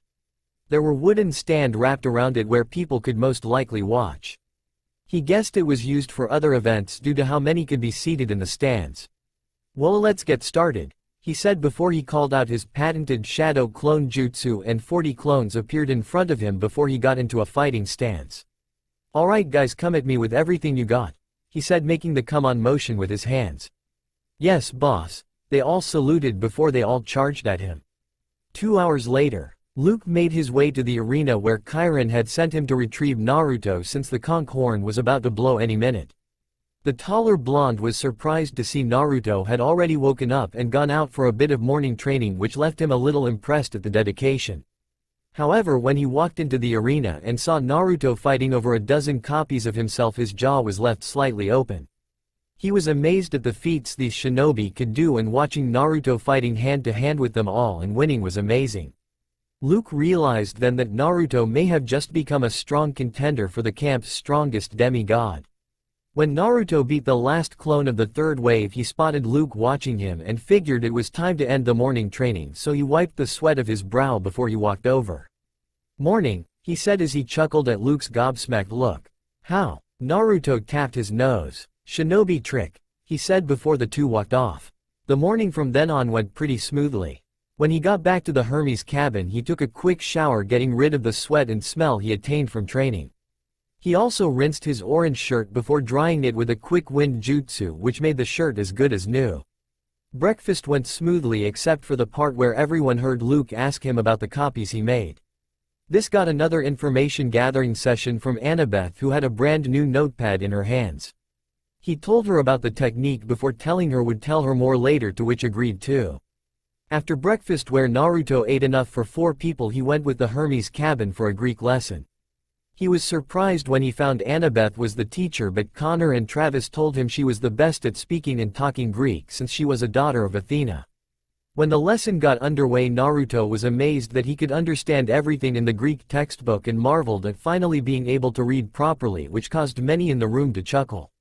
Half the reason he hated reading the past was due to not being able to read the text in books, but now he might just give it a chance. After an interesting lesson to which Annabeth told him he did well for his first time, as two exited the classroom. But before they could both leave, Grover came running up to them. "Naruto, Chiron wanted me to let you know Percy is awake and is at the big house." Naruto's eyes widened slightly before he grinned and made his way towards the big house. Grover and Annabeth followed too. When he arrived, he saw Percy was sitting in the same seat he was the day before, with Chiron now back in his wheelchair. However, Mr. D didn't look too happy since his eyes looked like they were on fire with purple wisps coming out from them. The camp director saw Naruto coming over and gave the blonde a quick nod, which Naruto did back. "Geez Percy, what did you do to piss Mr. D off?" he asked, coming up being the black-haired boy and getting a jump of surprise from Percy, whose eyes widened when he saw his blonde friend. "Naruto," he said, leaping of the chair to give his friend a quick hug.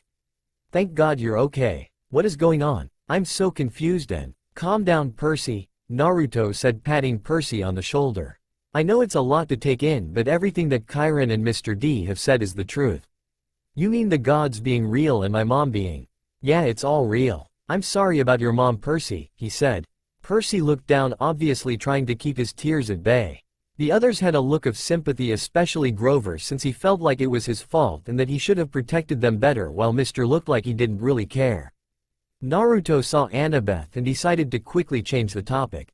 "Ah Percy, this is Annabeth. She's the one who found us and brought you to camp." Percy looked up and Naruto could see a small shade of pink appear on Percy's face, causing Naruto to inwardly smirk. It was silent for a few seconds as Naruto saw Annabeth's gray eyes scanning Percy over as if she was trying to figure out the best way to take him down.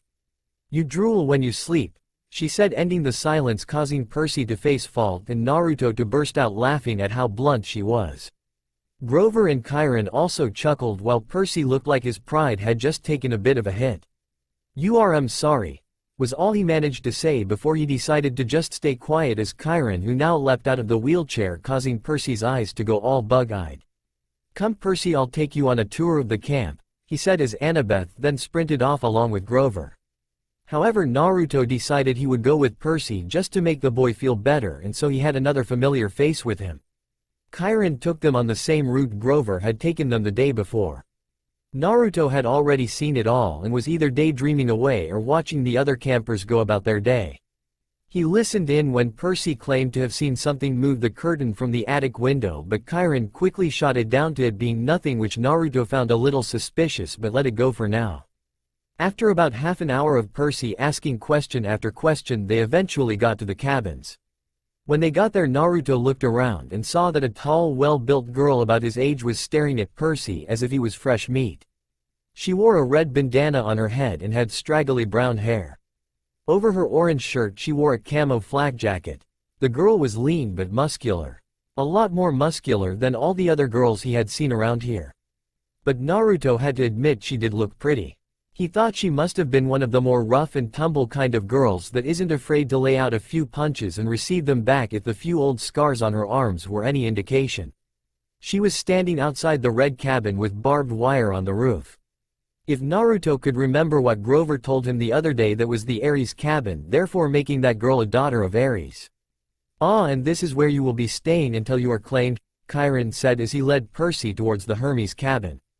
Naruto was about to follow before he saw the stables just a little way off and decided to go check it out.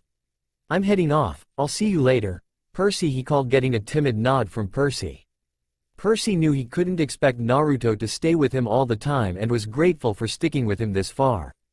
As Percy walked toward the Hermes cabin where he saw Annabeth was waiting for him and Chiron, Naruto made his way over to the stables. The stables were made of wood that was white in color, though some of the wood had clearly begun to fade, while it also had a mix of brick and stone. There was a bit of hay and vegetables lying over the place, though it did look cleaner than most stable he had gone to, which were not that many. When he walked in, he looked in amazement when he saw a long line of horse pens which housed the most beautiful creature he had seen to date. The Pegasi varied in color from white, brown and gray. Their wing folded up on their sides just like that of a bird, but they looked magnificent. He walked down the line and stopped in front of a beautiful Pegasus with snow-white fur and wings and had an almost silver-looking mane along its neck. When he got close to the pen it was in, it moved its head and looked right at him, its brown eyes staring deeply into his sapphire ones. Naruto wasn't sure highway, but he felt like the horse was studying, making sure he was not a threat to it and that it wouldn't hurt it. A little shakily Naruto extended his arm out towards the Pegasus and outstretched his fingers. The Pegasus didn't move for about half a minute as it looked at his fingers before slowly it trotted towards him. Naruto held in his breath when it got close until the Pegasus's head now grazed the tips of his fingers. Light and carefully he put his palm onto the Pegasus's head and gently stroked the animal. The Pegasus obviously liked the feeling since it whinnied a little and had an almost peaceful look across its face and eyes. Naruto was amazed at how comfortable the animal felt around him. It was like the animal just had an automatic trust in him. "Beautiful, isn't she?" a voice called out, causing Naruto's head to whip around and eyes widened slightly when none other than the girl he had been trying to talk to all day yesterday was standing there looking towards him, and the Pegasus with a small smile on her face. She walked over and patted the Pegasus on the neck. "Yeah, she is. She is quite possible the most amazing animal I have ever seen," Naruto said, getting a nod in agreement from Selena. "I'm surprised she has taken to you so quickly. It took me a few weeks before she felt comfortable to be around me." "Guess you have a way with animals," she said as she gazed at Naruto, who blushed slightly at her stare. "Maybe. I guess she just recognizes I am no threat to her," he said, getting a satisfied nod from Selena. "I'm Naruto, by the way." Selena giggled. "Oh, I know who you are. You have been quite the talk of the camp, especially with your little display last night." "I'm Selena Beauregard, daughter of Aphrodite. It's nice to meet you," he said, sticking his hand out, to which Selena quickly shook along with a little giggle escaping from her mouth.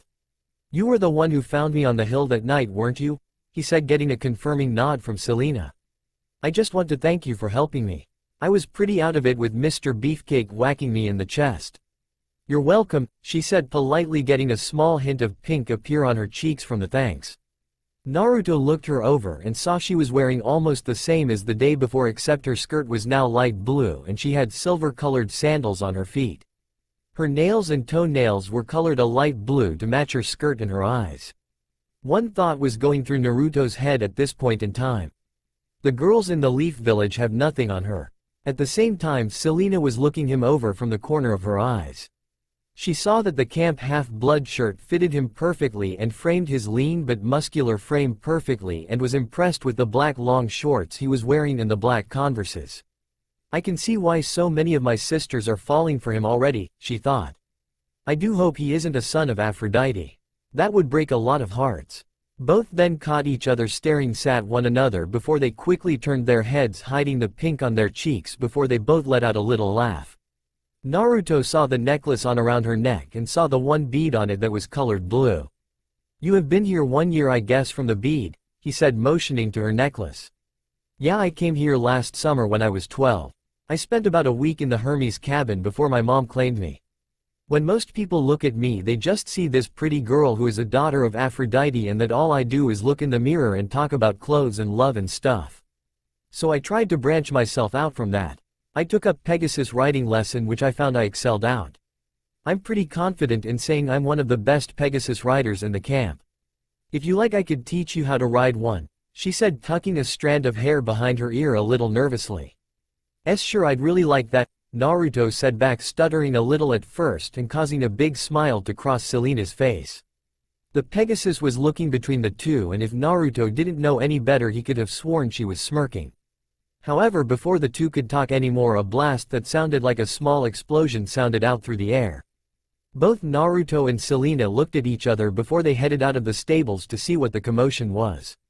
Naruto and Selena ran out of the stables as quick as they could as they made it outside and looked in the direction where they heard the explosion come from. However what they saw was not exactly what they expected. Standing outside one of the restrooms was none other than Percy who was looking a little worse for wear but other than that he was fine. It was those around him that seemed to have been affected. In a huge puddle of muddy water in front of the building was the girl who was eyeing Percy from the Ares cabin. She was sitting in the giant puddle drenched in water yelling at her two boys that stood next to her. No doubt they were from the Ares cabin too. However Annabeth was also there and unfortunately she was not as lucky either. She was drenched from head to toe and was not looking too happy at Percy who for some reason was completely dry. When Naruto and Selena saw it Naruto had to bite his lip to stop from laughing out loud while Selena covered her mouth but Naruto could clearly hear small giggling sounds slipping through. The two made their way over and when they got close the group noticed them. So what happened Percy? Was the bathroom not to your liking? He said taking a look inside the bathrooms and seeing all the piping had been pretty much destroyed and burst all over the place. He got a snort from Annabeth and a nervous chuckle from Percy while Clarice glared slightly at Naruto. Come on Clarice. I'm guessing your camp welcome didn't exactly go as planned, Selena said walking up to the downed girl who stuck out her hand. The tall girl looked at her a little hesitantly before she accepted. Something like that, she said as she got up and flapped her arms about trying to dry her sleeves of us a bit and get the mud stains off. Her eyes slowly drifted over towards Naruto who was standing next to Selena before she narrowed her eyes. So Ninja Boy is here too, she said study him just like Annabeth had been with Percy. She was looking him over and saw a few scars on his arms showing that he really is a fighter and was guessing that he must have had a few decent fights. She extended her hand out. I'm Clarice daughter of Ares. I'm Naruto Uzumaki, he said accepting the handshake. Nice to meet you war girl. He said getting a little look of surprise from Clarice and those around him before she grinned. Nice nickname. I have to say those little ninja tricks you performed last night were interesting. Those can definitely help on the battlefield. And beating the Minotaur is no easy feat. You made quite a few people a little jealous from around camp at the chance you got, myself included. I can believe beating it, him not so much, she said pointing towards Percy who pouted and looked a little angry. Perhaps we could spar sometime to see if it's your not all talk that is. Naruto was now the one who grinned at her. That sounds great, though from a daughter of the war god my expectations will be a little higher than normal. Then I'll make sure I don't disappoint Ninja Boy, she said before she looked at her clothes.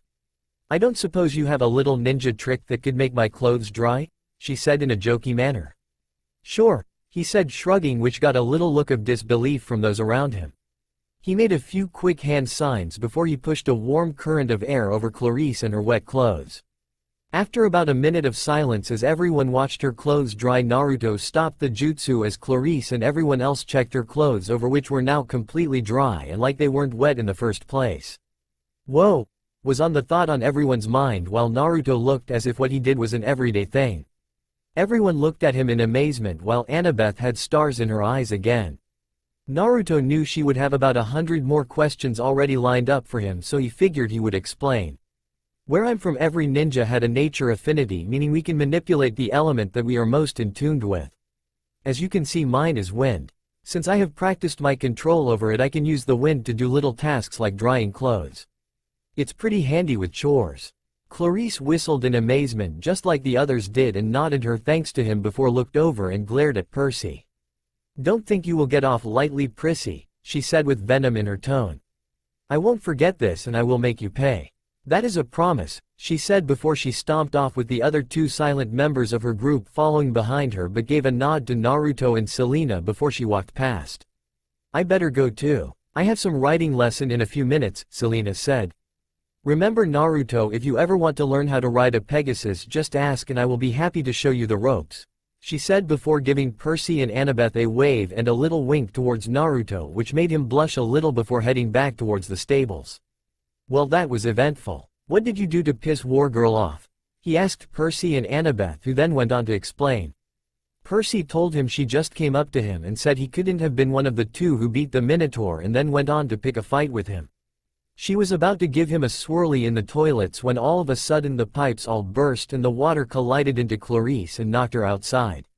Naruto listened intently but frowned a little when he heard about the water. The way Percy explained it made it sound like someone was controlling the water. He then wondered if it could have been Percy since his emotions was no doubt going wild from the fight with Clarice that he caused it before he put it in the back of his mind. "She is a bully," Annabeth said. "She just enjoys making people's lives hell around here," she said while Naruto shrugged. "I thought she was alright. A little rough around the edges but friendly enough. That's because you seem to have her respect. She respects anyone who can fight well enough and it's very rare to come by." The way Annabeth spoke about her told Naruto that she obviously did not get on with the older girl and the two had come into conflict before in the past. "Oh well," Naruto said. "Let's get Percy back to the Hermes cabin. I'm sure there is still much for him to see." The group nodded before Annabeth asked, "Naruto, do you think you could she said motioning to her still drenched clothes, to which Naruto nodded. He did the same to Annabeth as he did to Clarice and after a minute Annabeth was completely dry again. "Thank you," she said smiling at him while Naruto gave her a grateful nod. The day went on smoothly from there. As they walked back, Percy repeatedly apologized to Annabeth, who simply told him to drop it. They also began discussing about whom Percy's godly parent could be. Since both Naruto and Percy knew his mom was very mortal, it could only mean his day was his Olympian parent. Percy was still in disbelief about the fact that the gods were real, but he was slowly coming around. Then Annabeth told them about the time she and a few others from camp got the chance to go to Mount Olympus during the winter solstice.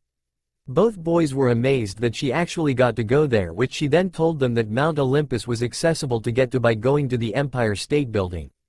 Percy shook his head in disbelief while Naruto laughed. They were near Mount Olympus the whole time they were in New York and they did not even realize it. Thought when Percy had asked Annabeth about her parents, or more particularly her dad. That didn't go over well with the girl and immediately told Percy to drop it and not to ask. The rest of the day went pretty quickly and smoothly as the two spent most of the day in the Hermes cabin talking and Naruto introducing him to Connor and Travis, who seemed to like Percy at first glance. Then when dinner came around, Luke did the same with Percy as he did with Naruto, with telling him the rules and about the offerings to the gods. Naruto once again made his offering to his mom and Lady Hestia. Afterwards they went to the amphitheater again and the Apollo cabin once again started singing, this time singing songs that others were sure dated back into the 90s. Thankfully Naruto saw that Percy had calmed down now and was finally beginning to settle in, even if it was only slightly. He laughed during the campout and helped himself to a few marshmallows around the fire. Naruto was happy to see that his friend was beginning to feel more comfortable at their new home. As the day came to an end, Percy and Naruto took their spots in the Hermes cabin, with Naruto back next to Connor and Travis's bunk bed while Percy was a little ways away and next to one of the windows at the front of the cabin. From then on both Naruto and Percy went along with the day-to-day activities. On the Wednesday was Naruto's first archery lesson, which he along with some of the others from the Hermes cabin took part in, as well as Percy and a few from the Apollo cabin. First archery lesson. Chiron took that lesson and had the camper line up in front of the targets. Thankfully there were enough targets for everyone to have one each. Naruto and Percy took the targets next to each other as they listened to Chiron explain how a bow is used and explained how to use them properly and safely without hurting themselves in the process. While Naruto managed it without problems, Percy was another story. Somehow he managed to get the bowstring hooked on his necklace around his neck and then chipped the edge of the bow while trying to get it off. When eventually he managed to get it free, he took a deep breath and followed Chiron's instruction, as did Naruto. Pull the string back but don't force it back. Keep calm, keep your breathing steady and pull back gently. Aim and then take the shot. Naruto did so and put his index finger and middle finger around the quiver of the arrow while his thumbs held the shot together. He kept his breathing light and steady and could hear the delicate sound of his heartbeat in his ears. It felt like everything else around him had gone silent and was focused solely on the target. Percy was attempting to do the same but was struggling to focus on the target, and his grip on the arrow kept loosening. Then at the same time both boys let the arrow rip through the air and hit their target. Chiron trotted over and first looked at Percy's and winced slightly when he saw the arrow had not even hit the target and instead hit one of the trees by the forest with the arrow embedded in the bark. A wood nymph then appeared next to the tree and began shouting out Greek curse words to Percy, who had an embarrassed look on his face. "Sorry," he shouted, but the wood nymph just glared at him before shaking her fist in the air before disappearing into the tree. "Sorry, Chiron," Percy said as he looked at the centaur as he delicately put the bow back onto the ground. "Don't worry, Percy. It's your first try and you will improve," he said, trying to keep Percy in high spirits. He then turned to Naruto and looked at the target. He was pleasantly surprised when he saw the arrow was embedded right in the center of the bull's eye. "Very good, Naruto," he said, applauding the blonde, who was just as surprised as he was to get a bullseye on his first ever try. Yet not often one gets a bullseye on his first try. Not even some of the Apollo's children manage that. "Maybe it was beginner's luck," he said, getting a small nod from Chiron, but Naruto knew that what he just said was a lie. Naruto looked towards the target and just stared at the arrow. It felt like the world had just stopped when he fired the arrow. He didn't understand why, but with the bow in his hand and firing the arrow, it had just felt so natural to him, like he was born to use a bow. Like his body had all of a sudden gone on autopilot and was discovering a skill he didn't even know he had. He thought perhaps past target practice with kunai and shurikens had helped, but he was not so sure. Naruto looked behind him to see there were 4 more arrows in the pile behind him. He got them and placed them next to him, wanting to try something out. What happened next left those watching quite shocked and mouths open slightly. As quick as lightning and one after the other, Naruto fired the arrows towards the targets that it almost looked like a blur. It happened within the space of 10 seconds, but when everyone looked over at the target board, the 4 new arrows were all on the bullseye, all embedded into each other and causing the first and second arrow to split in half from the force of the other 3. Chiron whistled while some of the other campers applauded. It was not every day you saw something like that, and Naruto was continuing to surprise them. Percy gave Naruto a thumb up for a job well done, which Naruto nodded back thankfully. "My word, Naruto, if I had not known you before you came here, I would have said you were a professional at this," Chiron said. "Examine the target again," thinking at the rate Naruto was going he could be one of the best archers the camp has ever had.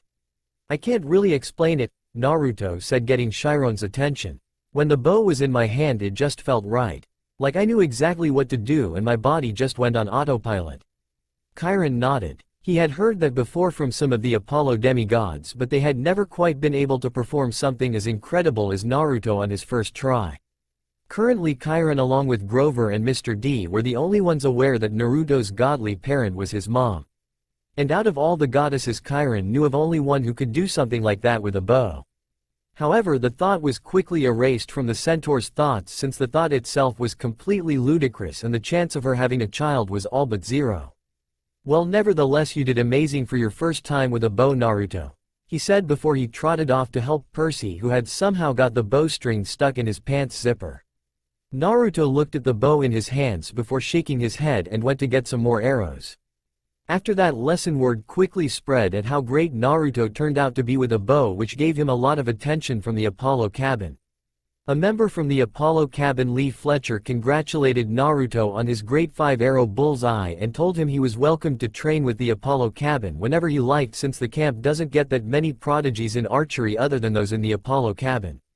Naruto happily accepted and quickly made another new friend with the son of Apollo. After that, later in the afternoon, everyone was down at the beach. Since it was a warm day, Chiron thought it would be a good idea to have canoe racing. Since Percy and Naruto were new, they thought they would give it a shot. Chiron mainly wanted to see how the two boys did, since they both showed different strength and weaknesses, with Naruto being great with a bow while Percy not so much. Naruto sat in the canoe as he paddled with the oar on the right side of the canoe. His limits and patience were being slightly tested here, since Naruto had quickly discovered he was not that great at canoeing. He was not terrible, but he was struggling with keeping the canoe to go straight. Thankfully, he was glad he was not as bad as those from the Apollo and Dionysus cabin who were just paddling around in circles. On the shore, everyone from Campi were on the beach, either watching the race or in the Daughters of Aphrodite's case lounging on the sand, sun bathing in their bikinis. Only Selena was the only one from her cabin not wearing swimwear, but did opt to wear more sun-worthy clothes and was paying attention to the race and was giggling at how flustered and annoyed Naruto was getting. "This is getting ridiculous," he grumbled. Far ahead in front was Percy, who seemed to be in his element. Naruto couldn't help but notice that anything water-based Percy just seems to excel at. Whether it was swimming, diving, or now canoeing, Percy's face was elated that he finally had something he could show everyone he was good at. While canoeing would not have been his first choice, it was still a good feeling to be first at something for once, like Naruto had been earlier that day. Meanwhile, as Naruto paddled, coming up from behind him and passing him was Clarice, who had a victorious smirk on her face. "Looks like canoeing is not one of your strong suits, huh, ninja boy?" she said, chuckling as she splashed a bit of water at him with the oar. Fed up, Naruto threw the oar into the canoe, getting a few looks from those watching on the shore. "That's it, I'm doing this my way," he said, and then stood up a little shakily, sent some chakra to his feet before stepping out of the canoe and onto the water. When he stood on the water, all those on the beach stopped what they were doing and looked at him with disbelief on their face. "No frickin' way," he heard one person say as Naruto took his shirt off, since he was beginning to sweat a lot from the heat, and then picked up the canoe, put it over his head before he began running on the water. Back on the shore, Mr. D, who was sitting in a deck chair with Diet Coke in his hands, began laughing at the look on everyone's face and mentally congratulated Naruto on putting on a good show for them, since canoe racing was usually very dull.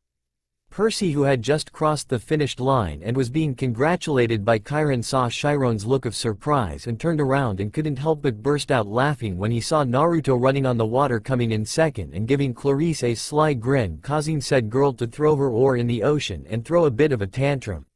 Once finished, he and Percy then walked towards the beach, and Naruto had to blush slightly when he saw many of the girls from all different cabins have a predator-like look on their face, while Selena was blushing madly. It was then that he remembered he was not wearing a shirt and quickly took off to put one on, causing a groan of disappointment from said girls. However, those that weren't fawning over Naruto's physique were left slightly put back when they saw the big fist-sized scar on his chest that was a few inches above his heart. Annabeth was studying the scar with wide eyes, trying to figure out what weapon could make such a scar. Even Clarice, who had finally finished and was walking back, saw the scar and winced at the sight of it. Many were left wondering how he received it, and more importantly, how on earth he managed to survive an injury like that. They wanted to go and ask Naruto about it, but a stern look from Mr. D and Chiron told them to leave it be. After that, many of the campers had questions for Naruto, but subtly he managed to get out of them by either changing the subject or giving them an answer, but not the one they were looking for or that answered the question. His scar was becoming a fast topic amongst the campers, mainly the Aries cabin, who had told him what a badass scar it was. Clarice told him also that anyone who could survive a scar like that and keep on fighting was okay in her books. The two had a spar later that night that was swords only, and despite not quite being on the same level of swordsmanship as Clarice was, she had to admit, for someone who never used a sword before, she was slightly impressed that he managed to keep up. Plus, she knew if it was an all-out fight or hand-to-hand combat, Naruto would have the advantage. That surprised her, but she gave him a nod of respect. Clarice, despite not being overly friendly with many in camp other than Selena, who Naruto still saw as having a very strange friendship since they were the complete opposite, was slightly beginning to see Naruto as a friend, though she would not admit it. Then the next day, while Percy was having a sword fighting lesson with the Hermes cabin, Naruto passed on it since he practiced with Clarice the day before and decided to take the offer of Pegasus riding from Selena. Naruto stood in the stables with Selena as he watched her demonstrate how to put a saddle on the back of a Pegasus. She had been demonstrating for the last 10 minutes, and while Naruto was paying attention he couldn't but get a little sidetracked when he ended up staring at how pretty she was. Of all the girls in the Aphrodite cabin, despite the girls being very nice and friendly, they could all be a little high maintenance and needy, and all they ever seemed to do was check their reflection in anything with a mirror service. But yet Selena was a little different and preferred to walk her own path than the one she was expected of from a daughter of Aphrodite. "You understand everything I just said?" she asked Naruto, whose mind was elsewhere at that moment, before shaking his head. "Sorry, say that again?" he said, but Selena rolled her eyes. "Never mind. Come on, let's go flying," she said in a cheery voice as she and Naruto led to Pegasus out of the stables. Selena would be riding the beautiful white horse that Naruto had petted the other day, who Selena had named Moonshine, which got a laugh from Naruto. But it was nothing compared to the horse he would be riding. He was riding a beautiful light brown horse with chestnut brown eyes that was named Pork-Pie.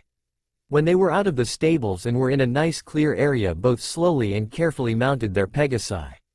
Selena was on it on seconds since she was pretty much a professional by now, but Naruto took a bit longer since he wanted to be careful and not mess up. After about a minute both were mounted. Naruto was a little nervous since this would not only be his first time on a Pegasus but also his first time flying. Selena could see that he was a little nervous, so she trotted up next to him and put her hand on his shoulder. "It's okay. I was a little nervous at first too. Just trust in your Pegasus and you will be fine," she said, with Naruto giving her a grateful nod. For Selena it was a little nice seeing Naruto look a little more human, since ever since he came here he always seemed so fearless and superhuman. It was refreshing to see that despite him being a little more powerful and different from the other demigods, he was still just like all of them in the end. "Just watch me and then copy it," she said. Before Naruto could ask any questions, Moonshine had already started running. Then their wings spread out and started flapping, and then was gliding upwards into the air. Naruto watched intently as they took off before he looked dead ahead of him. "I can do this," he said before looking down at the Pegasus. "Take care of me here, buddy. It's my first time." The Pegasus whinnied as if saying, "No problem." He took a deep breath, and before he knew it, Pork-Pie was galloping. Then the Pegasus's brown wings extended and began flapping. He could hear the hoofs of the Pegasus hitting the ground before all of a sudden there was nothing. He then looked around amazed when he saw he was now off the ground and Pork-Pie was getting higher in the air. Selena then appeared next to them and gave Naruto a big smile, which Naruto happily returned. The route they took went all over the camp, and Naruto saw just how big the camp was. He saw all the campers rushing around and looked like tiny ants. He then looked over to the arena. If he squinted enough he swore he could see Percy. Then Pork-Pie broke off from Selena and Moonshine and headed over towards the ocean. It flew over and began lowering itself until its hoofs were just about scratching the surface of the ocean. Naruto looked around all amazed and felt the cool wind hitting his face. He extended his arms out just like the Pegasus was doing before, shouting, "This is amazing." The only word he could use right now was that it was exhilarating. They flew around for another 30 minutes before Naruto looked over towards the stables and saw Selena had landed and thought that maybe it was time to come down too. The Pegasus whinnied as if it understood him before it began to lower to the ground. After a minute of circling the area it touched back down on the ground, and when it stopped Naruto carefully and slowly got off. "Amazing, huh?" Selena said, appearing next to Naruto. "That was amazing. Being in the air like that, I have honestly never felt so alive. It's an amazing feeling. Now you know why I love it so much. I hope we can ride together again soon," she said. "Sure, I would like that," he said, getting a small twinge of pink to appear on his face, which also happened to Selena. The two then headed back into the stable. After that the day went pretty quickly. When he went back to the Hermes cabin he met with Percy, who just finished his sword lesson. He said how he fought Luke, who had been named the best swordsman in the last 300 years, which impressed Naruto. Then Percy told Naruto how he suddenly had this surge of energy after drinking water. This made Naruto think. This was the second time in the past few days that Percy had done something amazing with water. Plus there was also the incident back at the museum and the fact that Percy was just amazing with or in water. Naruto for now put it to the back of his mind for something to think about later. It was now evening time in the camp, and everyone had just finished their dinner at the pavilion, and everyone was once again located in the amphitheater. As usual, the Apollo kids were going to start singing but were debating about what songs they should sing this time around. Even Mr. D had decided to join them, although he didn't look too happy and scowled most of the time. Just as the Apollo kids were about to get up and start singing, Clarice's voice called out. "Wait," she shouted, getting odd looks from everyone. "Is everything okay, Clarice?" Kyron asked, trotting next to the girl. "It's fine, but I thought maybe we could do something a little different tonight," she said, getting interesting glances from everyone. Kyron said, tapping his chin. "What did you have in mind exactly?" he asked, hoping it was not anything that involved bloodshed, but then saw Clarice point over to Naruto, causing the blonde to look at her in confusion. "Naruto, you said that you're a shinobi from this other world, right?" she said, getting a nod from him. "Then you must have gone on some pretty cool mission or quests, right?" Now that caused everyone to perk up and look towards Naruto, who was thinking. Well, there were a few pretty high-class missions I went on before I came to this world. If you want me to tell you about any mission, then I could tell you about the mission in Wave Country. That was one hell of a mission and will get your heart pumping. I don't mind telling you all since it had quite a dramatic effect on me. Would this be okay, Kyron? Kyron looks thoughtful for a moment before he gave the nod that it was okay. Everyone cheered as Naruto got up and decided to take a seat next to the fire, giving it that more storytelling effect. Every one of the campers began huddling together, getting ready to hear the story. Annabeth and Grover sat next to Percy while everyone else was with their cabin. Even Mr. D glanced over. Then from the woods the nymphs and some other satyrs came over to listen to the story. Naruto looked around, seeing everyone looking at him before he took a deep breath. The mission was very simple. It was a C-ranked mission that required us to simply escort a bridge builder by the name of Tazuna from the Leaf Village to his hometown in a neighboring country called Wave Country.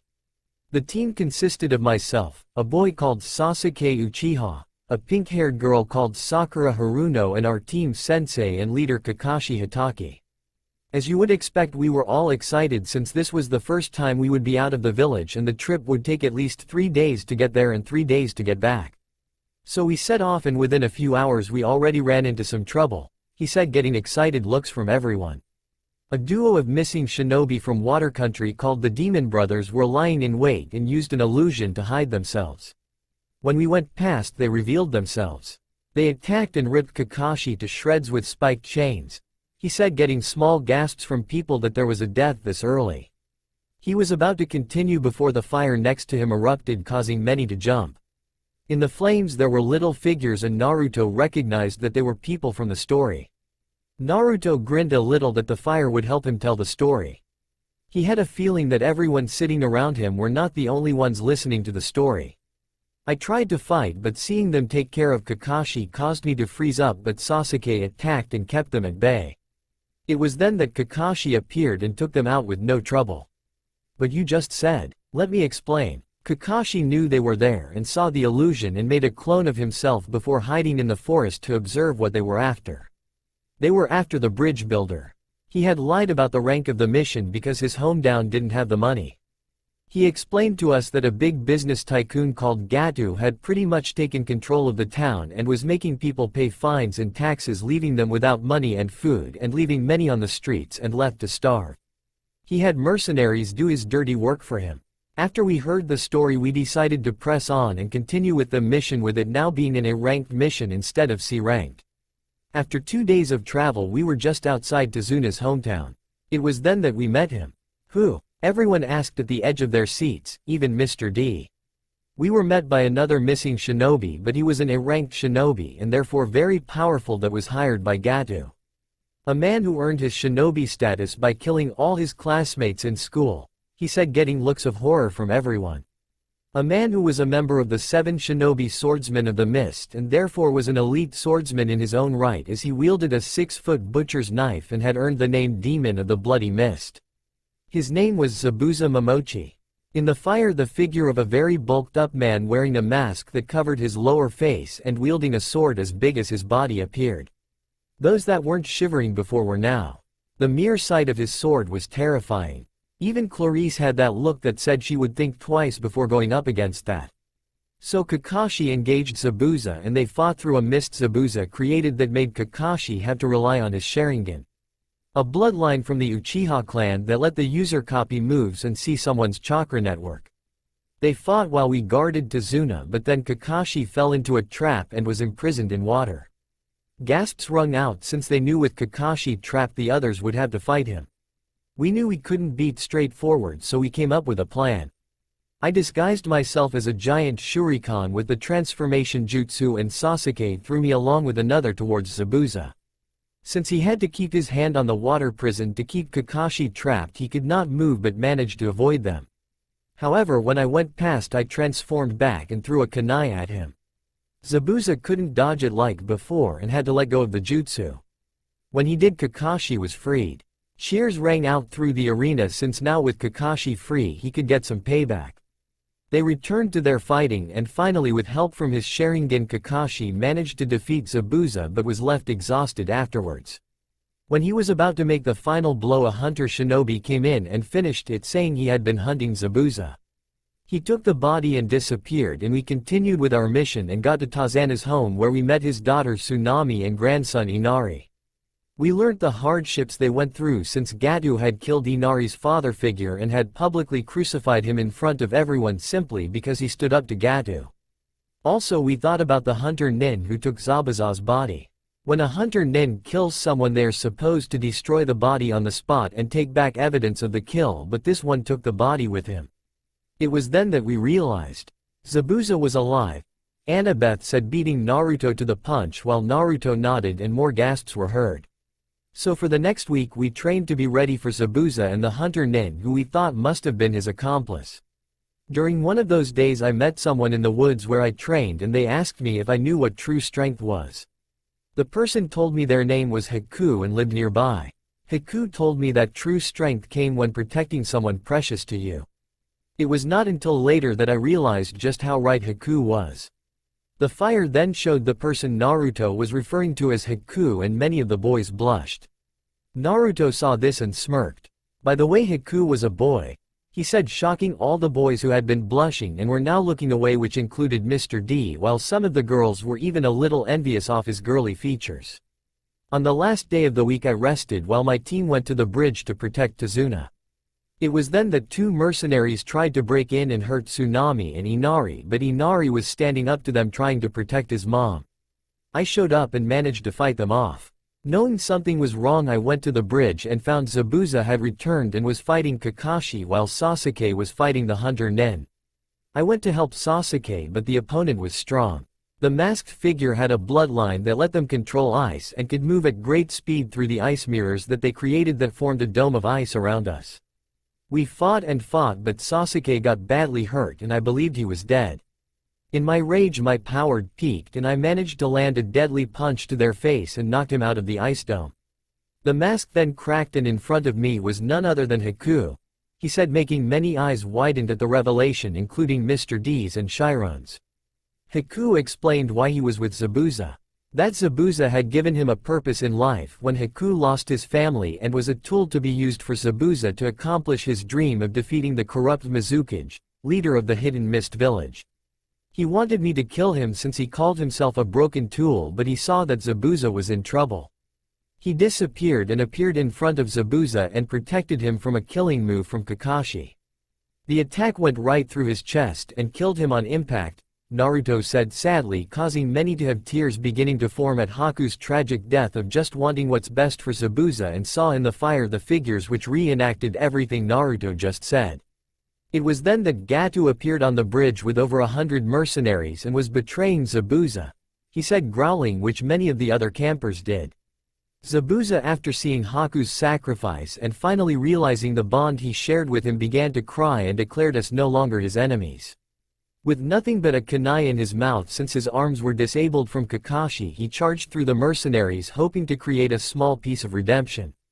He tore through the mercenaries while getting multiple swords stuck in his back before getting to Gato and killing him. The fire depicted the whole scene, which entranced everyone who watched the ferocious warrior fight to his last breath, which many campers marveled at. When the mercenaries tried to start a fight for Zabuza killing Gato, the entire town turned up and forced them out with our help, sending the mercenaries off with their tails between their legs, he said as everyone began cheering, but quickly ended when they looked at Naruto's sad face. Zabuza was succumbing to his wounds and asked to lie next to Haku's body, wanting to die next to the person who followed him to the very end. It even began snowing and we thought the snow was Haku crying for the death of Zabuza. Zabuza asked to go to the place Haku went to before he died. We took their bodies and buried them on a hill overlooking the town with Zabuza's sword marking their graves. We stayed for a few more days to heal and complete the mission before we finally went home, he said, signaling it was the end. Naruto looked up and his eyes widened a little when he saw almost everyone crying at the end of the story. Even Clarice wiped away a stray tear at Zabuza's sacrifice and Haku's tragic death. I learned something very important during that mission, he said, getting everyone's attention. You can get strong through training and with willpower and determination, but you will never be as strong as when you are protecting the people that are precious to you. Whether they are a friend or a family member or even a teacher. The bonds we make with everyone help define us as people.